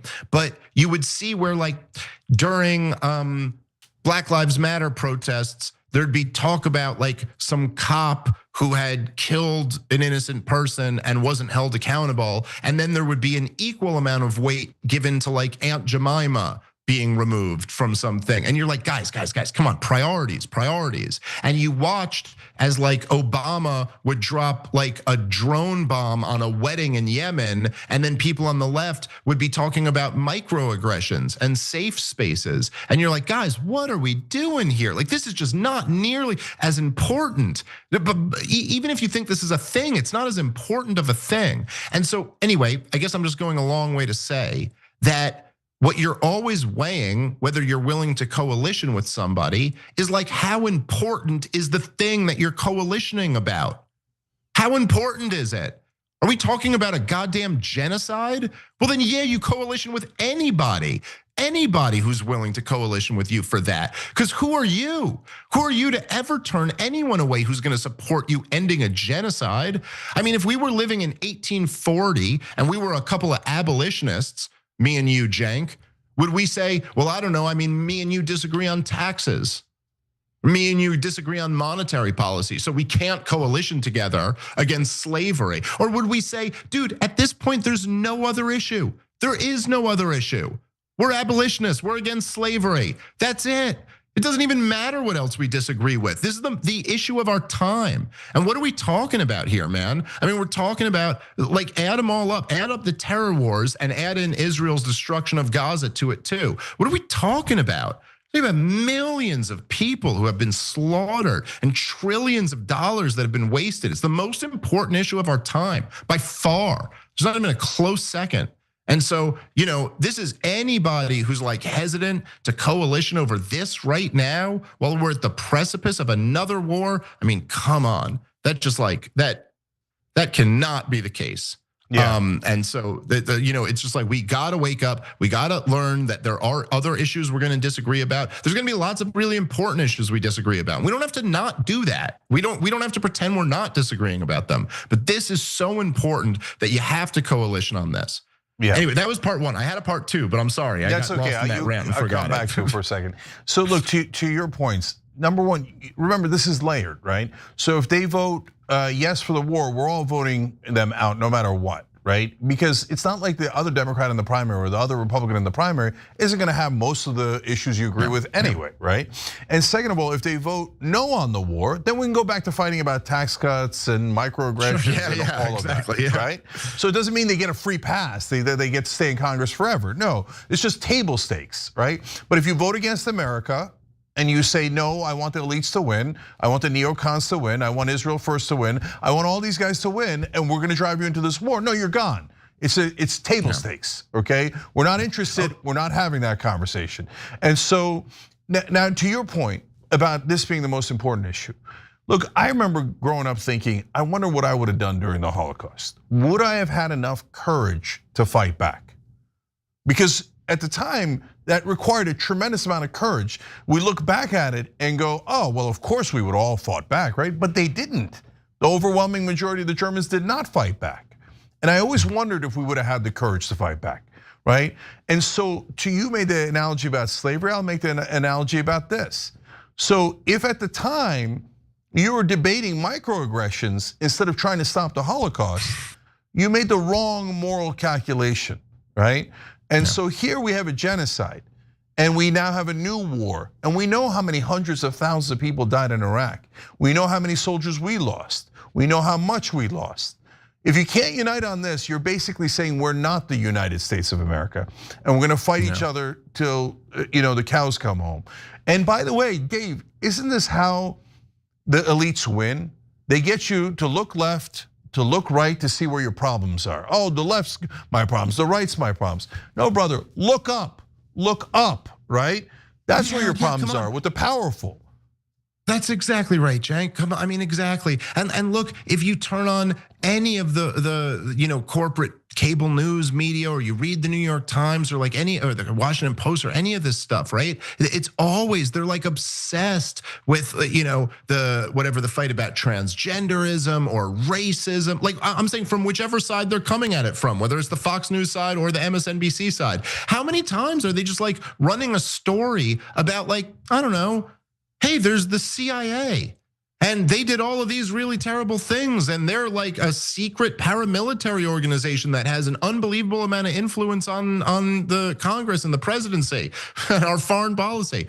When have you ever seen a story about that on any of? They never want to. When do they ever just talk about, like, hey, the Federal Reserve just had a meeting? There's a group of just like a handful of bankers who dictate the entire global economy. Isn't that crazy? It never even comes up. You could watch CNN all day, every day, and never even know there is a Federal Reserve. Like, it just never comes up. It's like a topic that's not even discussed. And so, like, the question isn't like whether you think the Fed should be tightening or easing. The question is, like, how come it never comes up? Why do they love these cultural issues that pit all of us against each other? And then it creates this kind of like fun house mirror version of society where, like, I don't know. I mean, I guess we're all in our own bubbles, but like, I'll see people, like on arguing about like whether gender is a social construct and there's no such thing.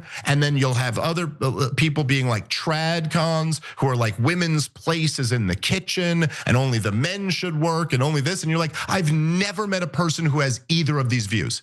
I've never met anybody who thought like this represents no one. What are we even talking about here, man? These distractions, neither of these things are happening. We're never going to live in a world where there's no such thing as a difference between men and women. And we're not going back to 1949 when only men work and women stay home. It's just madness. It's like all these distractions so that nobody focuses on how the most powerful people in this society have totally rigged the game in their behalf so that they can rape the rest of us. And a big part of that is starting these, what the government likes to call wars, where we have, civilian casualties, AKA mass murder campaigns done by states, Yeah. And like, it's the most disgusting thing in the world. We're finally at a point where we could wake up to this. And, to your point before, because I do remember my second point of that other thing I was going to say, when you talk about how much the people are against this and how much they've lost control of the narrative, I will just say that states, governments, no matter what you think of them, whether they're authoritarian dictatorships or democracies, if democracies ever really exist, or democratic socialist countries or whatever, they all rely on propaganda. They all use propaganda. And why is that? Why do they launch propaganda campaigns? It's because at least they believe, I would argue they know, that they need to convince us of their legitimacy. Like they can't do this without that. If you think about all of the major government policies, they always needed propaganda campaigns to get them through. Either side of any war, even the just side of a war, they need propaganda to convince their people to do that. And they have lost the ability, that like they've lost the propaganda mechanism. And so I don't know exactly what that means, but we're in a brave new world now, brother. Like we are not in the same place that we used to be. You cannot imagine them trying in 2002 when they were building up the war propaganda for Iraq. Just imagine, we had Bill O'Reilly was the #1 show at that time. Imagine now, and I know a lot of people like they'll beat up these guys for not being perfect, but the truth is like Joe Rogan and Tucker Carlson and like all the people out there, they're just way less controlled than Bill O'Reilly and Sean Hannity and Chris Matthews were. And so we at least have like a fighting shot now. These guys will at least host voices that will break down, like the opposing point of view. So yeah, we got a fighting shot like we've never had before. And then at the same time, it's almost something out of like a Greek tragedy or a biblical story. We got a fighting shot like we've never had before. And also we're in a much more dangerous and much weaker position. Our country is $37 trillion in debt, and we're very divided culturally. And and Iran is a much tougher opponent than the other countries in the war. So, okay. So we're at a point here. And I think this is, let me just say this. I'm sorry if I'm ranting for too long, but I like to make this point because sometimes people will ask me, especially young men ask me this a lot. Like, how do you not get blackpilled? How do you not just be depressed about the future? Like if I just laid out this case where we have this amazing opportunity, but also the odds are stacked against us and the situation's more dire than ever before. Like, what do you do in that situation? And the analogy that I like to use is like, look, I got a wife and I got 2 little kids. If I look out my door and I see 5 men with AR-15s rushing my house and they're coming in to kill me and my family, and I just have 1 gun in my house, I could sit there and go, oh man, I'm blackpilled. This sucks. There's 5 of them. They got better guns than I got. This is so unfair. I just don't see how I'm possibly going to win this situation. But listen, dude, you don't have the option to feel that way. You got a gun? Okay. Try to get down low, turn the lights off, take out their legs while they're coming in. You know what I mean? Like, I got some gasoline in my shed. Maybe I could build a makeshift bomb real quick and launch it at them. I don't care. You go out fighting. Like, if you've got a shot and your family's on the line, then you know, what are we talking about here? You go for it and you try your best. And so right now, it's like, if we're gonna go out, let's at least go out trying our best to do something. We got better odds than a lot of people before us. You know, Cenk, as I'm sure you know the history of this well, there were anti-war protesters during World War I who simply just got locked up by the Wilson regime. They just got thrown in insane asylums or prisons or whatever. In fact, Eugene Debs, right? There was a presidential candidate who ran for president from prison. Yeah. And so we have it so much better than some people in the past had it. We have so much more of a fighting shot. And if they didn't just give up, then we don't have the right to just give up. Yeah, I think what you're looking for is it's time to man up. Okay, and so, look, this is why I hate the culture wars. There's so many reasons to the point that you made. Like, guys, it doesn't matter if somebody says man up. It doesn't mean that women can't do it, right? You can say knuckle up like Richard Ojeda does. You can say cowboy up, and that doesn't mean that you're against Native Americans. Just calm down and just get together, right? And listen to what Dave said. The culture wars, it's not that things in there aren't important. I'm Muslim, so I get it. Some people can get attacked for their religion, etc., and their identity, and it's terrible, right? So we're not minimizing it.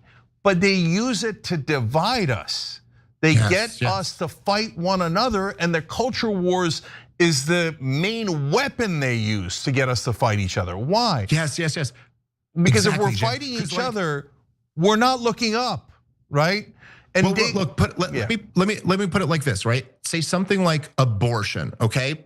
Abortion's a very important issue, no matter what side of it you're on. If you're on from the pro-choice perspective, people are trying to infringe on women's basic natural rights. And they're controlling their medical decisions, and they're controlling their bodies, and forcing a woman to carry a baby to term. From the pro-choice position, this is a very, very important issue. From the pro-life position, it's a very, very important issue. You know, it's the murder of babies, and you want to stop the murder of babies. Wherever you fall on that, I'm not denying it's a very important issue. The point is that no one in power is threatened by that issue. You know what I mean? Yep. So they don't mind you fighting about that. Yeah. Exactly. You go fight about that. You go fight about trans bathrooms and what you should say about transgender people's, preferred pronouns and all this. I'm not even saying, none of us are saying you shouldn't have a side in that issue. No one's saying that it's not a very important issue. But like the point is like peep game here, as they used to say in the 90s. Like see what's really going on. Why are all the most powerful billionaires and giant corporate interests pushing these culture war issues? Maybe it's so we don't pay attention to what they're doing, which is destroying our country, Yes. Like, so that's the point of it. It's not that we shouldn't fight about these things or that they're not important. It's just that we should at least notice that they think we're so stupid that we'll be distracted by this and not notice what they're doing to us. Yeah, and it's okay to be honest about your side.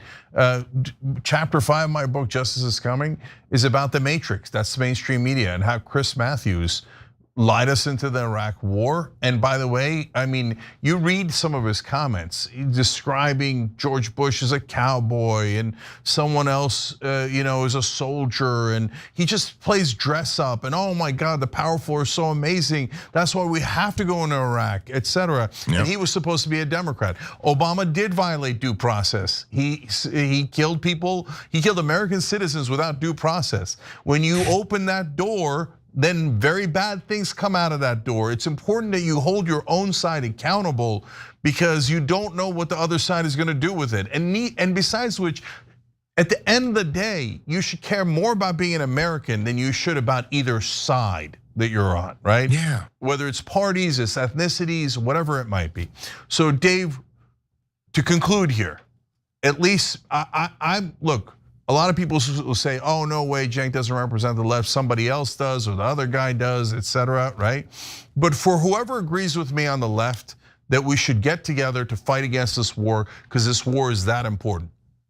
I will say on behalf of those people on the left, I am happy to make an alliance with you. And I think that in terms of libertarians, I don't know anyone that represents them better than you do. So do we have an alliance here between progressives and libertarians to fight the war together? Yeah, like 100% to fight the war is a interesting phrase to use in this particular context, but I get what you're saying. And yes, 100%.